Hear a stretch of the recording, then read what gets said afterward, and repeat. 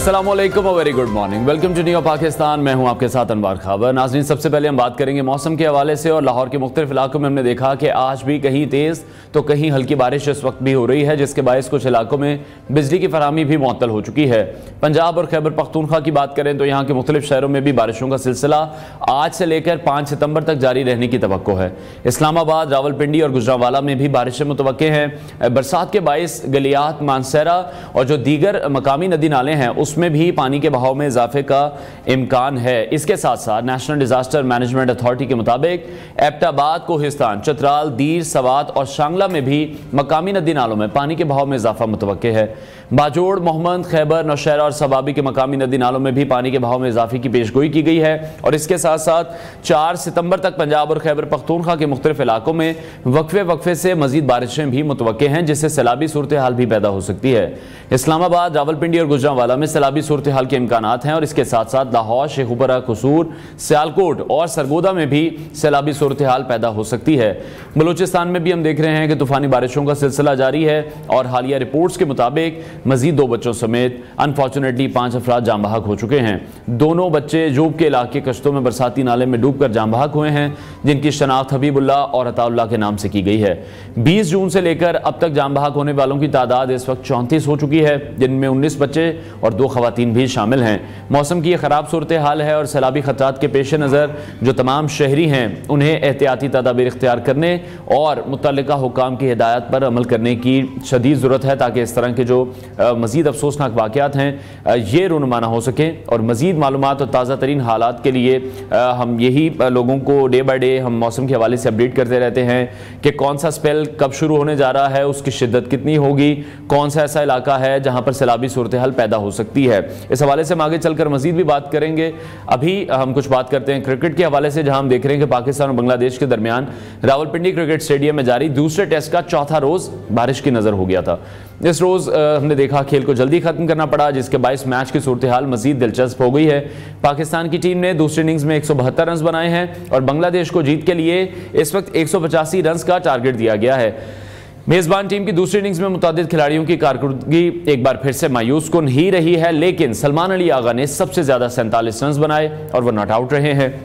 बांग्लादेश की तरफ जब हम देख रहे हैं तो उनके बॉलर जो हैं हसन महमूद, उन्होंने 5 विकेटें हासिल की हैं और नाहिद राना ने 4 खिलाड़ियों को आउट किया है। इस वक्त बांग्लादेश ने बगैर किसी नुकसान के 42 रन बना लिए हैं और बांग्लादेशी टीम को जीत के लिए मजीद 143 रन दरकार हैं और आज खेल का आखिरी रोज़ है। बहुत अनफॉर्चुनेट है, पाकिस्तान की क्रिकेट जिस स्टेज तक आ चुकी है। चौथे रोज़ हमने देखा कि पाकिस्तान ने 2 विकेटों के नुकसान पर 9 रन से अपनी इनिंग्स का आगाज़ किया। वर्ल्ड क्लास बैटर्स हमारे पास मौजूद हैं, लेकिन फिर भी हम देख रहे हैं कि पाकिस्तानी प्लेयर्स उस तरह से परफॉर्म नहीं कर पा रहे हैं। साइम अयूब और कप्तान शान मसूद जल्द ही आउट हो गए। उसके बाद बाबर आजम और साउथ शकील भी कोई बड़ी इनिंग्स नहीं खेल सके हैं। हमने देखा कि जिम्मेदाराना इनिंग्स नहीं खेली जा रही है। मोहम्मद रिजवान ने 43 रन बनाए और आउट हो गए। आखिर में सलमान आगा ने मज़ाहमत की, लेकिन पाकिस्तान की टीम सिर्फ 172 रन ही बना सकी। और दूसरी जानिब बांग्लादेश की टीम है जो अभी बगैर किसी विकेट के नुकसान के 42 रन बना चुकी है और उसे जीत के लिए मजीद 143 रन दरकार हैं। खेल के इख्तिताम पर बारिश और रोशनी की कमी की वजह से खेल को रोक दिया गया था। इसी पर बात करने के लिए हमारे साथ मौजूद हैं सीनियर स्पोर्ट्स एनालिस्ट पीजे मीर साहब ने हमें ज्वाइन किया है। मीर साहब, बहुत शुक्रिया आपके वक्त के लिए। सबसे पहले तो मैं यही आपसे जानना चाहूँगा, कितना अनफॉर्चुनेट है ये पाकिस्तानी टीम के लिए, पाकिस्तान क्रिकेट बोर्ड के लिए, कि अपने होम ग्राउंड पर हम बांग्लादेश से भी टेस्ट मैच हार गए हैं। अपनी कंडीशंस का हमें ही अंदाजा नहीं है। आपने जो पहले अपना प्रोलोग दिया है ना, जो आपने बारिशों का कहा, फ्लड्स का कहा जी, तो ये हमारा एक नेशनल डिजास्टर है, क्योंकि हम कभी किसी चीज के लिए तैयार नहीं होते हैं। आपने अपनी खबरों में भी बताया कि देखें, निशानदेही की है कि ये यहाँ ये है, यहाँ ये है, यहाँ ये है। और भाई आपको जब पता है, आप उसके लिए आप इक़दाम क्यों नहीं पहले करते?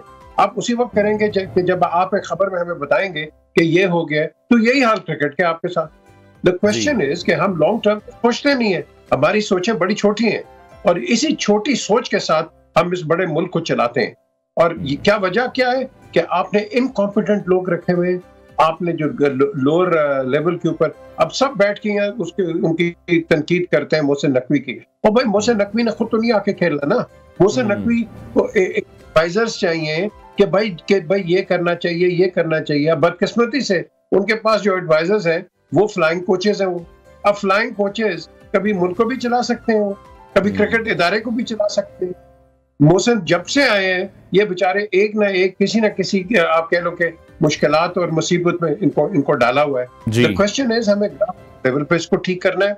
आज आप साइम की बात करते हैं, बाबर की बात करते हैं, दूसरों की बात करते हैं, that is not the answer. The answer is कि आपने अपने ग्रास रूट लेवल को आपने उसको तगड़ा करना है। हमने ग्रास रूट लेवल को कभी तगड़ा किया ही नहीं, और कैसे करेंगे?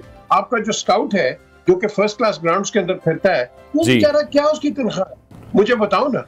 दुनिया के अंदर कहीं भी चले जाओ, उनकी तनख्वाहें कहाँ होती हैं? वो डेडिकेटेड अपना एक टाइम देते हैं, और जब डेडिकेटेड टाइम देते हैं तो उसका प्रोडक्ट भी अच्छा निकलता है। एक भूखा नंगा एक कोच इधर उधर चला जाए या कोई आप ऐसा एहलकार लगा दो, तो क्या प्रोड्यूस करेगा? लेकिन मीर साहब आप किस तरह से देख रहे हैं? 77 साल हो चुके हैं, सबसे ज्यादा फोकस अगर हमने किसी खेल पर किया है तो वो क्रिकेट पर ही किया है। इतना फोकस तो हमारा अपने नेशनल स्पोर्ट पर नहीं है। हमने हॉकी को साइड पे कर दिया, हमने तमाम गेम्स को साइड पे कर दिया। इतने एथलीट्स हैं जो पाकिस्तान के लिए गोल्ड मेडल लेकर आते हैं, इंटरनेशनली पाकिस्तान को रिप्रेजेंट करते हैं, हमने उन लोगों को, तमाम लोगों को साइड पे कर दिया। हमने इंपॉर्टेंस दी तो क्रिकेट को दी, लेकिन क्रिकेट को इंपॉर्टेंस देने के बाद अब सूरत हाल ये है कि जिन टीमों को पूरी दुनिया सी कैटेगरी की, बी कैटेगरी की या डी कैटेगरी की टीम कहती है, अब हम उनसे भी हार रहे हैं, और वो भी अपनी कंडीशंस पर। अनवार, अब आपने कह ही दिया, ये वो लड़का अरशद जीत गया, सारे जंप मार गए तस्वीरें खिंचाने के लिए, कोई इसको यहां पैसा दे रहा है, क्यों? इनको पब्लिसिटी मिल रही है। अब तुम ग्रास रूट पे को तुमने कहने पे पहले क्यों नहीं तैयार किया? ये जो क्रिकेटर्स हम जिनकी बात करते हैं, ग्रास रूट पे क्यों नहीं किया? आज क्रिकेट वो नहीं है जो आज से 20-25 साल पहले थी कि बल्ला 500 रुपए का, 1000 रुपए का, 2000, 3000 का। आज 70-80 हजार रुपए का बल्ला है। आपके 3-4 हजार एक क्रिकेट बॉल आती है। यू रियली थिंक कि बच्चे इस पे खेल सकते हैं? ग्राउंड आपके पास मुहैया नहीं है। आप रिंग रोड पे, लाहौर पे चले जाएं, खुदा की कसम हजारों बच्चे खेल रहे हैं रणों के ऊपर और अनऑक्यूपाइड लैंड के ऊपर खेल रहे हैं। तो हमने किसी को कटेल करने की कोशिश ही नहीं की। हमारी शॉर्ट टर्म थिंकिंग है अनवार, और इस शॉर्ट टर्म थिंकिंग के साथ हम पूरे मुल्क को डबो रहे हैं। आप किसी पॉलिटिकल एनालिस्ट को ले लें, किसी स्पोर्ट्स एनालिस्ट को ले लें, आपको कोई पॉजिटिव खबर नहीं आ रही है, क्योंकि हम उस बीमारी को डायग्नोज कर ही नहीं रहे जो कि हमारी लॉन्ग, जिस तरह अभी आपने कहा है 70 साल से 77 ईयर ओल्ड डिजीज है, इसको तो हमने गेज किया ही नहीं है। तो कौन करेगा? एक ही हो सकता है इसका सोल्यूशन अनवार, मोहसिन नकवी साहब को चाहिए कि अच्छे लोग रखें, क्योंकि एक आता है दूसरा चला जाता है, दूसरा आता है तीसरा चला जाता है। इन कंडीशंस के अंदर आप कैसे एक स्टेबिलिटी एक इदारे के अंदर लेके आएंगे? I hope Mohsin gets good people, good advice, and we move forward from there. ठीक है, लेकिन मीर साहब आप कहीं ना कहीं ये समझते हैं कि मोहसिन नकवी साहब पर कुछ ज्यादा ही जिम्मेदारी डाल दी गई है? वो सेनेटर भी है, वो इंटीरियर मिनिस्ट्री को भी देख रहे हैं, वो तमाम मामला भी हमने देखा कि पिछले कुछ दिनों में बहुत ज्यादा एकदम स्ट्राइक कर गए उनके लिए भी। जिस तरह से पाकिस्तान में टेररिज्म के बहुत ज्यादा इशूज हैं, मैं इसको बिल्कुल भी पॉलिटिसाइज नहीं करना चाह रहा, बस आपका कमेंट इस पर चाह रहा हूं कि पाकिस्तान क्रिकेट बोर्ड का ओहदा भी बड़ा पुरकशिश ओहदा है। किसी भी मिनिस्ट्री के बाद कहा जाता है कि पीसीबी का चेयरमैन होना एक बहुत बड़ी बात है किसी भी शख्सियत के लिए, लेकिन जब वो इतने डिवाइडेड काम देख रहे होंगे तो आपको लगता है कि फिर फोकस उस तरह से नहीं हो पा रहा जिस तरह से पाकिस्तान क्रिकेट बोर्ड पर फोकस होना चाहिए? बड़ा अच्छा आपका सवाल है ये अनवार। द क्वेश्चन इज के काश के हमारे पास 2 मोहसिन नकवी होते, एक मिनिस्ट्री ऑफ इंटीरियर ले लेता और पाकिस्तान क्रिकेट बोर्ड। आपने बिल्कुल सही फरमाया कि ये बड़ा मुश्किल एक जॉब है। इंटीरियर मिनिस्ट्री के अंदर आप देख लें ASF, हर किस्म की इंटेलिजेंस भी है, सिक्योरिटी भी है, और उसको 24/7 की जरूरत है। और साथ PCB, आप कोई चेयरमैन ले लो जिसने अच्छे काम भी किए, आपने जलील करके निकाला है, जो मर्जी ले लो आप, डॉक्टर नसीम अशरफ के आप देख लो, बाकी सबको आपने बदनाम करके, गंदा करके आप निकालते हैं पाकिस्तान क्रिकेट बोर्ड से। सो मैंने तो पहले डे 1 से, जब मैं 24 पे था, मैंने उस वक्त भी कहा था कि मोहसिन को एक ऐसी पोजीशन लेनी है जहां वो खुद कंसंट्रेट करे। ये डूअर है, मोहसिन नकवी डूअर है, और आपने इनका देख लिया as a chief minister, and I wish कि इनको एक इदारा जो भी दे दें, and I think that is what he is. But in my opinion, I think Ministry of Interior will be far better for him than the Pakistan Sports Board. So I think अब देखते हैं क्या आगे होता है. Let's wait and see. मुझे बताया गया है कि जी जी मीर साहब, कैप्टेंसी के हवाले से मैं बात करना चाहूंगा। शान मसूद की कैप्टेंसी को लेकर काफी तनकीद हो रही है। उनकी अगर अपनी भी परफॉर्मेंस देख लें, उनकी एवरेज देख लें, बहुत से लोग ये भी कहते दिखाई देते हैं कि अगर शान मसूद कैप्टन ना हो तो फिर अगर परफॉर्मेंस की बात करें तो उनकी इस टीम में भी जगह नहीं बन रही है। बार बार हमारी सिलेक्शन जो है फिर ऐसे ही किसी प्लेयर के लिए क्यों होती है जो कि फिर एक एवरेज प्लेयर बन के सामने आ रहा है, ना वो टीम को मैनेज कर पा रहा है। 4 टेस्ट मैचेस हो चुके हैं, चौथे टेस्ट मैच का आज फैसला होना है और वो फैसला बहुत से लोगों को दिखाई भी दे रहा है। उम्मीद करते हैं कि पाकिस्तानी टीम किसी तरह से स्ट्राइक बैक करे, पाकिस्तान के बॉलर्स विकेट्स लेने में कामयाब हो जाएं, लेकिन हमेशा हम इतनी मुश्किल सिचुएशन में क्यों पहुंच जाते हैं? और खास तौर पर कैप्टेंसी का जो एक किरदार है, शान मसूद की कैप्टेंसी को आप कैसे देख रहे हैं? देखें, शान मसूद मैंने हमेशा कहा है ये बहुत इंटेलिजेंट लड़का है, इसको क्रिकेट की समझ है और ये आगे जा सकता है। मैं अगर सिलेक्टर हूं, मैं इस लड़के के साथ परसिस्ट करूंगा। जरूरी नहीं है कि पाकिस्तान के पास फ्रेंचाइज है तो हर मैच वो जीतेगा और हर सीरीज जीतेगा। जीतेगा भी, हारेगा भी, अच्छी परफॉर्मेंस करेगा, खराब करेगा, but that is the way forward. लेकिन लॉन्ग टर्म पे आपने इस लड़के के साथ परसू करना है, परसिस्ट करना है।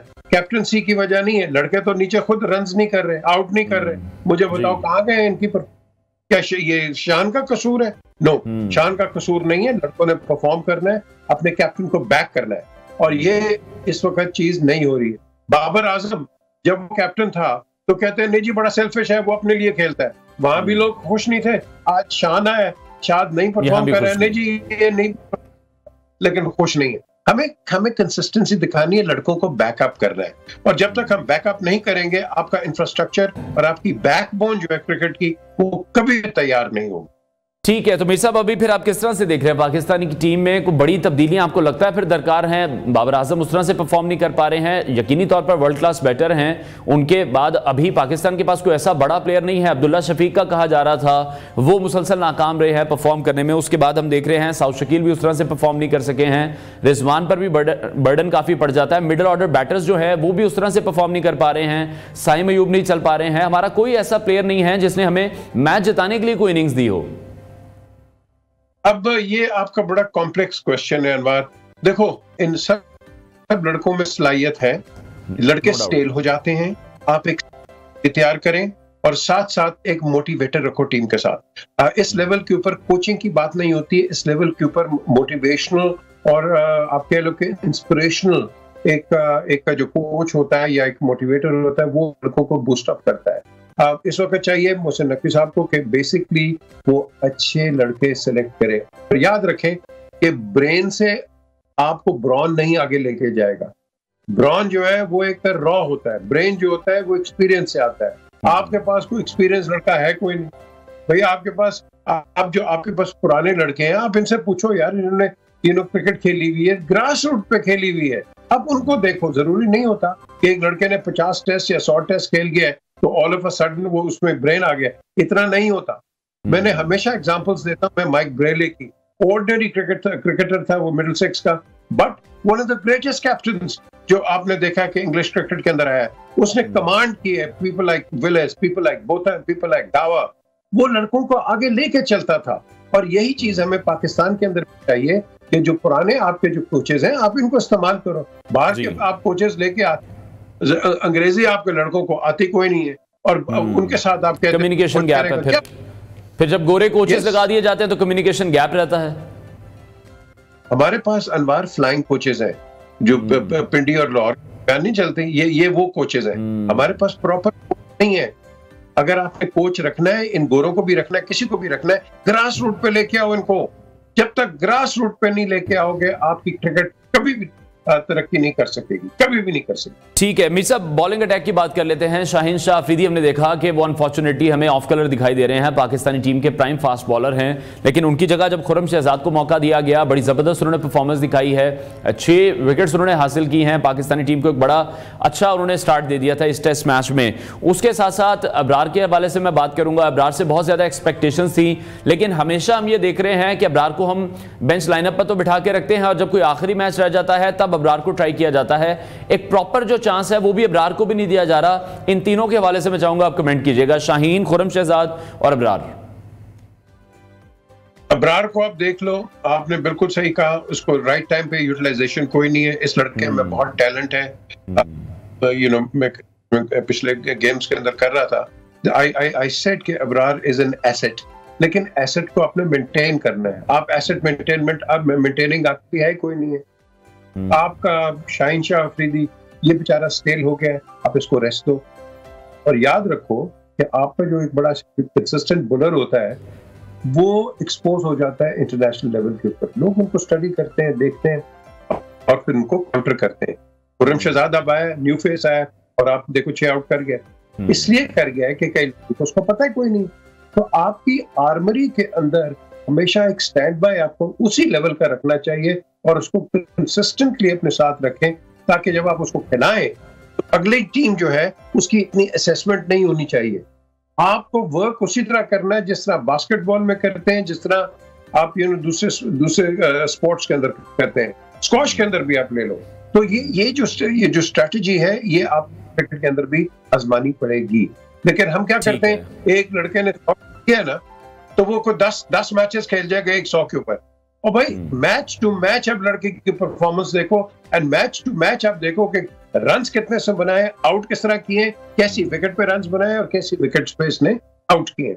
ये चीज हम नहीं देखते। हम उसी पुराने आप कह लो के मैसेज से चलते हैं कि एक ने डोसाइल विकेट पे, प्लास्टिक विकेट पे 100 कर लिया, बड़ा अच्छा प्लेयर है। और भाई ट्राइंग विकेट पे इसमें भी करो ना, बांग्लादेश के खिलाफ क्यों नहीं कर रहे आप?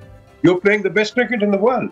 तो जो टेस्ट क्रिकेट आपने देखा होगा, बड़ी तनकीद आ रही है, देखो जी लड़के अडेप्ट नहीं कर सके। और टेस्ट क्रिकेट के अंदर तो आपने अडेप्ट करना है, आपने अडॉप्ट करना है कंडीशंस को। कंडीशंस कभी भी आपके फेवर में नहीं आएंगी। आपने उन कंडीशन ओवरकम करना है, अपना मेटल दिखाना है। That is why you are playing test cricket, and that unfortunately इन लड़कों के अंदर एक इंजेक्शन डलने वाला है। लेकिन मीर साहब फिर आप किस तरह से समझ रहे हैं ये जो इंजेक्शन है ये कौन डालेगा, किस तरह से डलेगा, कौन इन्हें इंजेक्ट करेगा? इतने सालों से ये हम देख रहे हैं कि एक ही टीम खेलती आ रही है, ये वही प्लेयर्स हैं जो बार बार पाकिस्तानी टीम में कहीं ना कहीं दोबारा एडअप हो जाते हैं। अब सवाल यहां पर यह पैदा होता है कि इनकी परफॉर्मेंस खराब होने की जिम्मेदारी किस पर डलती है? ये T20 क्रिकेट पर डलती है या ज्यादा जो फोकस है वो फिर इनका लीग्स की तरफ चला जाता है, पाकिस्तान सुपर लीग की तरफ चला जाता है? हम देख रहे हैं कि पीछे से भी जब जो स्लॉट पाकिस्तानी टीम को मिल रही है वो प्लेयर्स का ज्यादा फोकस शॉर्ट क्रिकेट पर है, टेस्ट क्रिकेट की तरफ खिलाड़ियों को उस तरह से रुझान नहीं है। इवन जो टीम में भी खेल रहे हैं उनका भी। सबसे पहले मैं आपको बताता हूं कि जब आप क्रिकेट खेलने जाते हैं आप कंसंट्रेट करते हैं अपनी क्रिकेट के ऊपर। ये जो लड़कों को आदत पड़ गई है, इनको पैसे मिल जाते हैं इंटरव्यूज देने के लिए। मैंने 2007 के वर्ल्ड कप के अंदर बिल्कुल मना कर दिया था, कोई लड़का इंटरव्यू नहीं देगा, कोई लड़का मीडिया के साथ इंटरेक्ट नहीं करेगा। क्रिकेट खेलो, नेट्स प्रैक्टिस करो, practice matches Khelo, concentrate on the game. That was my policy. अब द क्वेश्चन इज कि इस वक्त ये लड़का कोई साबुन बेच रहा है, कोई कोल्ड ड्रिंक्स बेच रहा है, कोई क्या कर रहा है। भाई you want them to concentrate, they're not commercial commodities। बिल्कुल ठीक है, जब आप ऑफ सीजन हो जब जो मर्जी करो, लेकिन द क्वेश्चन इज कि अगर आप इन लड़कों को कमर्शियलिज्म के अंदर लेके आओगे, इनको तो वहां से ज्यादा पैसे मिलते हैं। इन्होंने क्या क्रिकेट खेलती है? क्रिकेट आप खेलते हो इस ग्रीन ब्लेजर के लिए, पाकिस्तान के लिए। इन लड़कों के अंदर वो जज्बा क्रिएट आप कर सकते हो। एंड सिर्फ एक आदमी, जो आपने बेसिक सवाल किया, सिर्फ एक आदमी मोहसिन नकवी इसको ठीक कर सकते हैं, जो कि वो अच्छे लोग लेके आए और एक्सपीरियंस लोग लेके आए। ठीक है, ये क्या हो गया? ये इतने एक्सपीरियंस के साथ आप लोगों को ट्रैश बिन में डाल देते हो और नए कल का बच्चा उठ के आता है, आप कहते हो नहीं बेटा तुम आके रन करो board. How can they do that? What management, what experience do they have? The question is कि आपने अगेन इसका सप्लीमेंट्री ये है कि प्लेयर मैनेजमेंट बहुत जरूरी होती है। कि ये लड़का फॉर एग्जांपल अभी आपने शाहीन की बात की है, शाहीन अगर परफॉर्म नहीं कर रहा या बिल्कुल अंडर कलर है, शाहीन को साथ उसको रेस्ट दें, इसके आगे और क्रिकेट है और इसको आप मैनेज करते रहे। ये इमरान जब खेलते थे ससेक्स के लिए, इनके साथ एक बहुत अच्छा फास्ट बॉलर होता था गाथ जरूर, गाथ को खिलाते थे, कैप्टन वेसल्स भी होता था, आप इनको खिलाते थे इन सिलेक्टेड मैच। ये नहीं होता था टीम से बाहर। यहाँ तो टीम से एक दफा बाहर हो गया, लड़का वैसे ही डिस्करेज हो जाता है तो चलो जी आप तो मुझे को पूछने वाला ही। हमें इन लड़कों के अंदर इंस्टिल करना है कॉन्फिडेंस कि बेटा तुम अभी खेलो, तुम्हारी परफॉर्मेंस नहीं है, take a rest for 3 matches, उसके बाद दोबारा तुम वापस आओ। In the meantime he goes and plays first class cricket, अपनी फॉर्म को वापस लेके आता है and get him back in the team. और वर्कलोड जो है उसको भी कहीं ना कहीं मैनेज करने की भी बहुत ज्यादा जरूरत है, क्योंकि हम देख रहे हैं कि शाहीन शाह अफरीदी को बिल्कुल भी रेस्ट नहीं दिया जाता। अच्छा, दूसरी तरफ आप किस तरह से देख रहे हैं, पाकिस्तानी टीम ने तो हमने देखा कि बुरा परफॉर्म किया ही है, पाकिस्तानी टीम उस तरह से यूनाइट होकर नहीं खेल सकी है, लेकिन बांग्लादेश की टीम में आपने क्या तब्दीलियां देखी, बांग्लादेश की क्रिकेट कितनी चेंज देखी, उनके जो फास्ट बॉलर्स थे, उनके जो स्पिनर्स थे, उन्होंने पाकिस्तानी बल्लेबाजों को परेशान ही किए रखा, साथ ही साथ नजमुल हसन शांतो की जो कप्तानी है उसको आप किस तरह से रेट कर रहे हैं? बांग्लादेश की टीम एक बिल्कुल डिफरेंट टीम बनकर नजर आ रही है। बड़ा अच्छा सवाल है।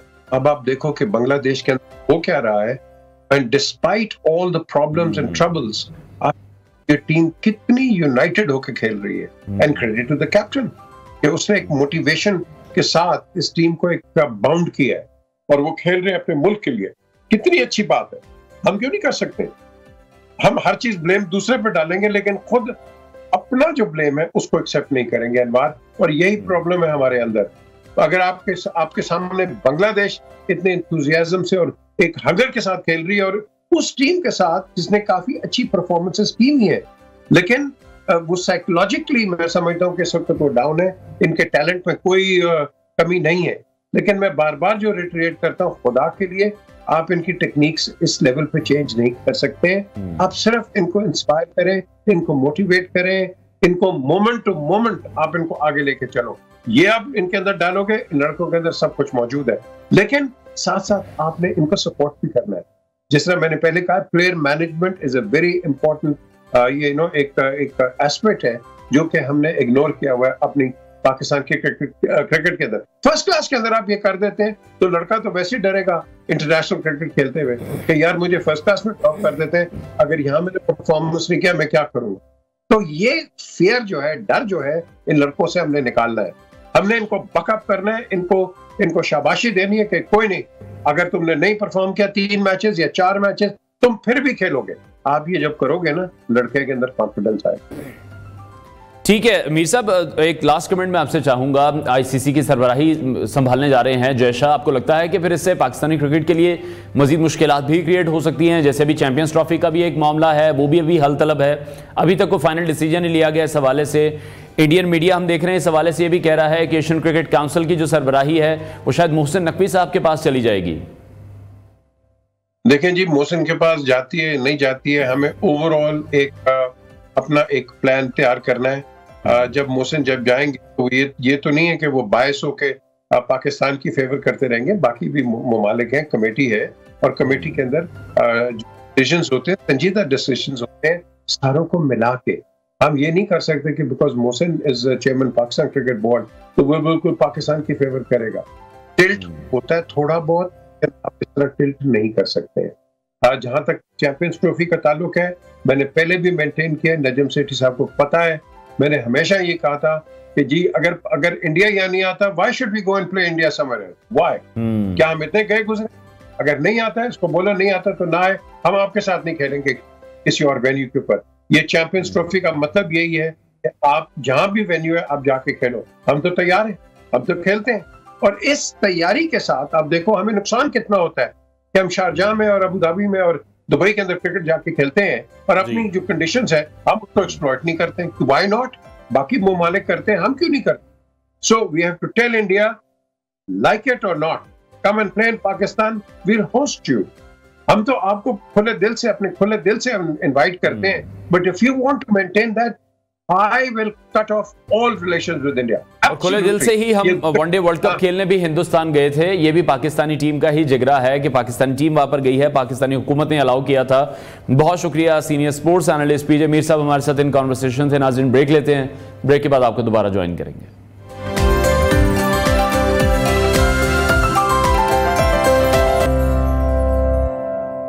Welcome back to new Pakistan. नाज़रीन, आज के शो में हम आपको एक ऐसे खेल और उससे जुड़े एक अजीम एथलीट से मुतारिफ करवाने जा रहे हैं जो कि पंजाब के देहात का रिवायती और हर दिल अजीज़ खेल है, और ये खेल है कबड्डी।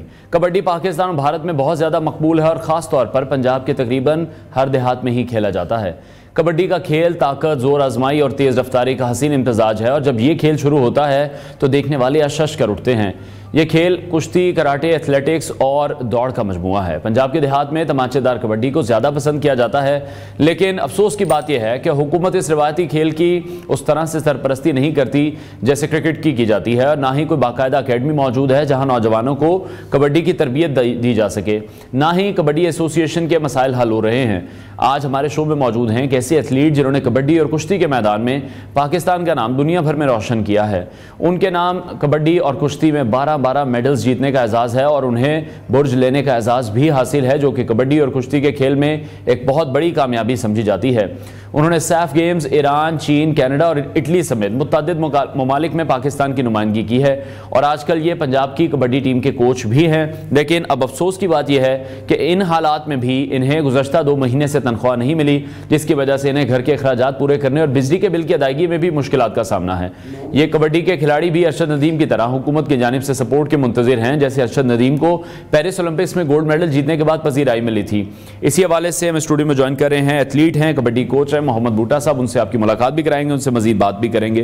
बूटा साहब, बहुत शुक्रिया आपके वक्त के लिए। Welcome to new Pakistan.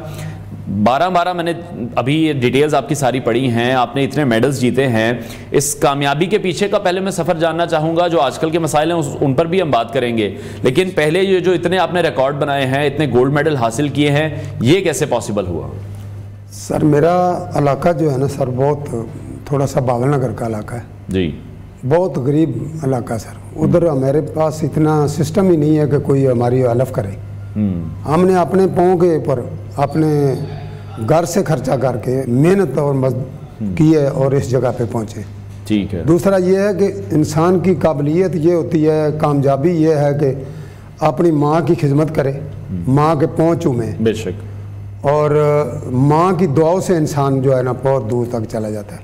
मैंने अपने उस्तादों की खिदमत की और मेरे उस्तादों ने मुझे सिखाया, अल्लाह ने मुझे इज्जत दी सर।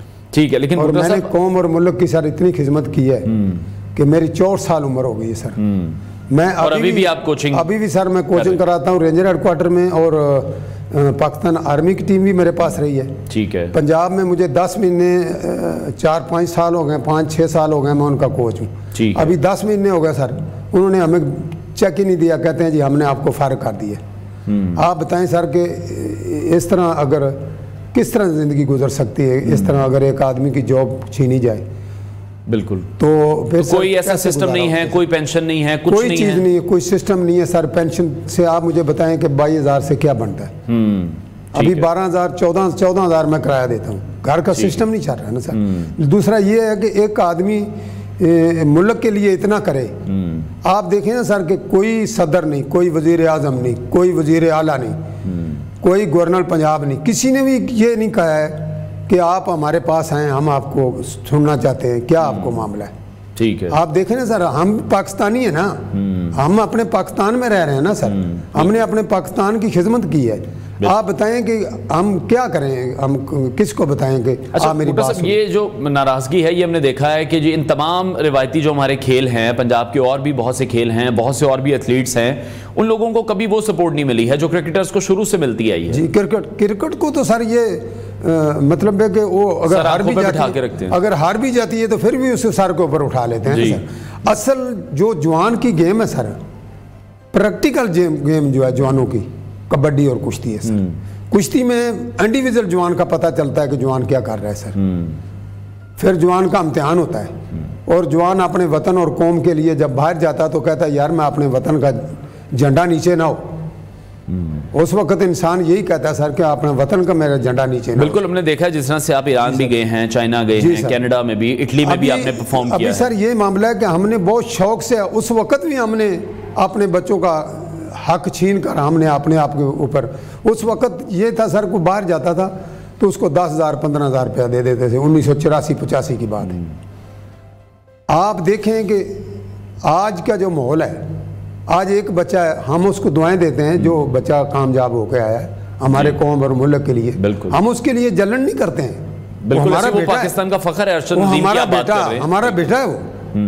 क्योंकि आप देखें 1980 देखें, आज बेटे की उम्र देखें, हमारा बच्चा ही है ना सर। बिल्कुल। तो लेकिन हम उसके लिए दुआएं करते हैं कि अल्लाह ताला ने उसको कामयाबी दी, हमारे वतन का उसने नाम रोशन किया ना सर। बिल्कुल। लेकिन हम उसके बड़े हैं, हम उसके बड़े हैं। उन तमाम एथलीट्स को भी देखना चाहिए जिन्होंने माजी में भी पाकिस्तान को मेडल्स दिलाए। आप देखें ना, हम तो उसके बड़े हैं ना, हम तो उसको दुआएं देते हैं, हम अपने वतन के लिए भी दुआएं करते हैं कि अल्लाह हमारे वतन को इज्जत दे। लेकिन बूटा साहब, अब आप किस तरह से देख रहे हैं अभी जो सिचुएशन मैं देख रहा हूं, घर का रेंट देने के पैसे नहीं हैं, जी जी, बिजली का बिल देने के पैसे नहीं है। अभी ब्रेक में जब आपसे मेरी बात हो रही थी, आपने बताया कि वो बुर्ज बेच के, जो कि एक पहलवान के लिए, एक कुश्ती करने वाले के लिए बड़ी अहमियत का हामिल रखता है, 18,000 प्राउड होता है, वो आपको बेचना पड़ गया। 18,000 की बेची है सर मैंने, और फिर अभी 81,000 रुपया मेरा बिल आया। अच्छा, आप देखें 81,000 बिल, 2-3 महीने के, 5-4 महीने के मेरा जो किराया है, और सिस्टम घर का नहीं चल रहा ना। लेकिन ये नहीं कि ज़रूरी है कि आप मुझे बताएं सर कि एक इतना इंटरनेशनल प्लेयर तो क्या करें, आप बताएं सर, किधर जाएं हम? क्या हमारे लिए वजीर आजम नहीं है? लेकिन किसी से आपकी कोई बात हुई, पाकिस्तान स्पोर्ट्स बोर्ड से किसी से कोई बात हुई, किसी आला ओहदेदार से? सर जी मैं कह रहा हूँ, मेरी अर्ज है सर कि मैं वजीर खेल के पास 3 दफा गया हूँ, खोखर साहब के पास, लेकिन वो बात ही नहीं सुनते। उसके वालिद के पास गया हूँ, नहीं बात सुनते। सर आप जाएं, अपना काम करें, हम आपको कर लेंगे। उन्होंने मुझे उधर डायरेक्टर सपोर्ट के पास भेज दिया। ना आपको नहीं कर रहे, टरखाया जा रहा है। जी सर, अभी डायरेक्टर सपोर्ट के पास भेज दिया, उसने 2 दिन का टाइम दिया। मैं गया हूँ, कहते यार मिनिस्टर साहब ऐसे भेज देते हैं, हमारे अपना नहीं सिस्टम पूरा, हम आपको क्या करें? आप देखें ना सर, हम भी इसी कौम, इसी वतन के हैं, इसी वतन के लिए हमने कुछ और पूरी जिंदगी दी आपने कबड्डी को। मैं अभी भी देख रहा हूँ कि आप कोचिंग कर रहे हैं इस उम्र में भी। हाँ जी, आप देखें ना, मैं ट्रेनिंग दे रहा हूँ जवानों को, मैं आज भी फिट हूँ। अगर कौम और मुल्क के लिए मुझे बाहर भेजें वजन के ऊपर, इंशाल्लाह अल्लाह का हुक्म हुआ, मैं आज अपने वतन के लिए झंडा नीचे नहीं करूंगा। इस एज की और वेट कैटेगरी में आप अभी भी जीत सकते हैं, आज भी इंशाल्लाह फाइट कर सकते हैं, इसलिए कि मेरी माँ की दुआ है, अल्हम्दुलिल्लाह। लेकिन एक बात जरूर है कि मैं ये चाहता हूँ, मेरी कौम, मेरा मुल्क आज भी मेरी जरूरत पड़े तो मैं अपनी जान देने को हाजिर है। बिल्कुल ठीक है। अच्छा, एक अनफॉर्चुनेट इंसिडेंट भी हुआ, आपकी जो मिसेस थी उनको ब्लड कैंसर हो गया। हाँ जी, उनका भी इंतकाल हो गया। उस वक्त में भी हमने देखा कर्जा भी लिया, वो भी एक पेंडिंग अमाउंट पड़ी हुई है, तो कोई भी इदारा आपकी मदद करने के लिए तैयार नहीं है। सर बात यह है कि मदद क्या, को मिलने के लिए नहीं तैयार है। आप तो मदद की बात कर रहे हैं, कितना अनफॉर्चुनेट है। हाँ, कुछ देखने के लिए तैयार नहीं है। कोई ये नहीं कहते कि यार एक इंटरनेशनल प्लेयर हमारे पास आया, कोई इज्जत होती है ना सर, वो हमारे वतन में इज्जत खत्म हो गई है सर। एक आदमी, वो बेटा हमारा जब आया है तो उसको इन्होंने बहुत अच्छा किया है, जबरदस्त, नो डाउट। लेकिन सर ये आप बताएं कि जो हम लोगों ने अपनी कौम और मुल्क के लिए अपनी जान तबाह कर दी है, अपना इतना वक्त गुजारा है, 63 साल उम्र थोड़ी नहीं होती है सर। आज मैं ट्रेनिंग दे रहा हूँ इस उम्र में, लेकिन जिस वक्त पे आप कुश्ती करते रहे हैं उस वक्त पे कितनी खुराकें खानी पड़ती थी, उस वक्त कितना पैसा लगाना पड़ता था? उस वक्त सर जी अपने बलबूते पे हमने अपने घर से खर्चा किया। उस वक्त भी हमने घर के लिए नहीं सोचा है, उस वक्त भी हमने घर सब। जब ये सिचुएशन आज का नौजवान देखेगा, जिस सिचुएशन में आप बैठे हैं, इतने गोल्ड मेडल जीतने के बाद, इतनी अचीवमेंट्स के बाद, कुछ 24 गोल्ड मेडल की लिस्ट तो इस वक्त मेरे पास मौजूद है, और मेरे ख्याल 28 मेडल्स आपने जीते हैं टोटल सर। तो वो नौजवान जो कबड्डी की तरफ आना चाहता है, कुश्ती की तरफ आना चाहता है, जब वो ये सूरत हाल देखेगा तो आपको लगता है कि वो इस तरफ आएगा? फिर नहीं सर, उसने तो फिर यही कहना है कि हमारे बड़े रोड रहे हैं जी, हमारे बड़ों की इज्जत नहीं हो रही है, हमारे बड़े रोड रहे हैं, तो वो क्या गेम करेंगे? आप बताएं सर। ठीक है, लेकिन एक बात जरूर है सर, क्रिकेट की इज्जत होनी चाहिए, लेकिन सर इस चीज को इनको सोचना चाहिए कि कबड्डी और कुश्ती जवानों की गेम है, इसके दंगल कराने चाहिए, इसके सरपरस्ती पे एक प्रॉपर होनी चाहिए, टूर्नामेंट्स होनी चाहिए। और मैं ये देख रहा हूं कि लेवल पे मुकाबले अकेडमीज भी नहीं है, जी जी, अगर मैं गलत नहीं हूं तो, कि उस तरह से अकेडमीज नहीं बनी हुई है जहां पर नौजवान जाकर कुश्ती सीख हमारे पास। हमें सारा इनको चाहिए, हमें बुलाएं, हम अपनी अकेडमी बनाएं, हम बच्चे तैयार करें आने वाली नस्ल के लिए। मेरे शिगिर्द मेरे ख्याल में बहुत ही देखे होंगे आप, पंजाब की पहलवान भी मेरे साथ खड़े, बुजुर्ग भी मेरे पंजाब, जितने पंजाब के बुजुर्ग मेरे पास खड़े हैं मेरे साथ, समझ गए सर। लेकिन एक बात ये सोचा जाता है कि आज अगर हम अपने बच्चों को, मेरे शिगिर्द मेरा ख्याल है बहुत बाहर से होकर आ गए, अच्छा, ये भी अब हम चीज देख रहे हैं, सिर्फ कबड्डी में नहीं बल्कि हॉकी में या क्रिकेट में भी देख रहे हैं, जहां कहीं किसी प्लेयर की सरपरस्ती नहीं हो रही है, उसको बाहर के ममालिक से पिक कर लिया जाता है और वो बाहर जाकर फिर सर्व कर देता है। वो पाकिस्तान के लिए सर्व नहीं करता, वो पाकिस्तान से मायूस होकर उन टीमों में चला जाता है, फिर वो पाकिस्तान के खिलाफ कंपीट करता हुआ दिखाई देता है। जी बिल्कुल सर, वही कहते हैं कि जब हमें मुल्क ने पूछा नहीं था, हम बाहर के आकर तो यहाँ फिर वही टीम आकर हमारे खिलाफ होती है, खेल जो हमारे जवान उधर जाकर उस्ताद ट्रेनिंग देते हैं। जी बिल्कुल, वो हमारे वतन के लिए आकर हमारे मुल्क के खिलाफ होते हैं, बिल्कुल ऐसे फिर हम मार खाते हैं। बात ये है सर कि अगर हम बुजुर्गों को अगर थोड़ा सा ये देखें, हम अपने बच्चों को ट्रेनिंग दें, हम अपने वतन के लिए इतनी जान दी है।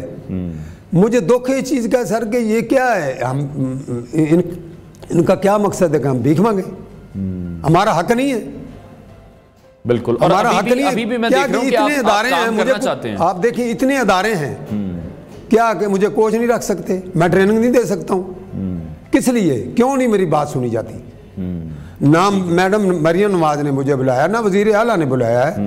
आप देखें, मुझे बताएं कि क्या ये बात सही है? लेकिन बूटा साहब, अगर मौका मिल जाता, हम उम्मीद करते हैं हमारे शो के थ्रू अगर कोई आपको बुला ले, आपकी बात भी सुन ले, आपके तमाम मसाइल भी हल कर दे, आप फिर क्या करना चाहते हैं कबड्डी के फरोग के लिए? आपके पास क्या प्लान है? मैं ये चाहता हूँ कि मैं अपने इलाके में एक जो है ना अकेडमी बनाऊं, जो कि बच्चों को मैं सिखाऊं। ठीक है, हमारे कौम और मुल्क के वो जवान उभर कर आए, हम मेहनत करें, हमारा नाम हो, जैसे हमारा नाम है इस तरह बच्चों का नाम हो। चलें, हम उम्मीद करते हैं कि ये ज़रूर हो। दूसरा, मैं आपसे ये भी जानना चाहूँगा कि किसी भी नौजवान ने, जब आपको भी देख रहा है कि आपने भी इतने मेडल जीते हैं, बहुत से बच्चे हैं जो ये ख्वाहिश रखते हैं कि वो इस फील्ड में आएँ, इस गेम में आएँ, उनके लिए क्या मैसेज देना चाहेंगे? अगर उन्हें पहलवान बनना है, कौन सी चीज़ों पर अमल करना है, क्या उनकी रूटीन होनी चाहिए, क्या उनकी डाइट होनी चाहिए, किस तरह से वो हरीफ को चत कर सकते हैं? आज जो सर मसला है कि हमारे वतन में एक तो मुल्क में ये चीज़ चल गई है कि दूध जो है ना वो अच्छा नहीं मिल रहा है। ठीक है, खालिश चीज़ों का काफ़ी फुकदान है बहुत, और पहलवानों को तो खालिश चीज़ें चाहिए होती हैं। बस ये बात है। दूसरा सर, बादाम तो आज बहुत दूर हो गए, जब हम खेलते थे उस वक्त 8 रुपए किलो थे। ठीक है, आज देखें, आज तो मेरे ख्याल में 2-3 हज़ार रुपये। जी बिल्कुल ऐसे ही है। इस तरह के ये चीज़ें असल पहलवानों के लिए ये चीज़ें होती हैं सर। ठीक है, तो मेरे पावे खा के तो नहीं पहलवान बन सकते। अब महंगा खेल है ये। जी सर, ये सस्ता खेल नहीं है, आपको अपनी डाइट का ध्यान रखना। आप देखें ना, एक आदमी की इतनी सैलरी नहीं है, वो क्या पहलवान बनेगा? पहलवान तो वो बनेगा जिसको घर से भी कोई मसला होने, एक आदमी का बिजली का बिल नहीं तारा जाता है, एक घर का सिस्टम नहीं चल रहा, उसने क्या पहलवान बनना सर? अगर गवर्नमेंट अगर बच्चों को थोड़ा सा तफस दे, इनका जो बड़े बुजुर्ग हैं उनका वजीफा लगाए, बच्चों को तफस दिया जाए, जो अच्छे पहलवान हैं आगे निकलें और हमारा वतन का और कौम और मुल्क का नाम रोशन करें। ठीक है, तो बूटा साहब, अभी आप एक और बात सर, मसला ये है कि मेरी एक बेटी है, उसके भी 3 बेटे हैं, उसका खामद फौत हो चुका है, वो ही मेरे पास है। ठीक है, वो उसका भी सिस्टम मेरे पास है। आप मुझे बताएं ना। और आपकी 2 बेटियां और भी हैं अभी जिनकी शादी होने वाली। लेकिन बात ये नहीं सर कि आप मुझे ये बताएं कि मैं ये सोचता हूं ये कैसा मेरा मुल्क है। ठीक है, कि हमारे जैसे बुजुर्ग धक्के खा रहे हैं। आप देखें कि मैं वजीर खेल के पास गया हूं, मेरी बात ही नहीं सुनी है। ये इधर लेटर होगा, मैं आपको दिखाऊंगा, उसके वालिद साहब के पास गया हूँ, ठीक है, नई बात सुनी है मेरी। वजीर आला के तकरीबन 18 चक्कर लगाए उसके, वो तो गेट के ऊपर खड़ा होकर आ जाता हूँ, आगे नहीं जाने देते हैं। लेकिन अभी बूटा साहब आप क्या देख रहे हैं? वजीर आजम के पास इस्लामाबाद में गया हूँ, नहीं, लेकिन बात नहीं सुनी जा रही, नहीं सुनी जा रही। ना सदर सुन रहा है ना। ये तो हमने पूरी कोशिश की है कि ये जो तमाम मामला है ये आला हुकाम तक भी पहुंचे, और हमारी कोशिश ये की जाती है, हमेशा हम ये कोशिश करते हैं। कबड्डी एसोसिएशन के जो तनाज़ात हैं वो क्या आज तक हल हो पाए हैं, वो ख़त्म हो पाए हैं?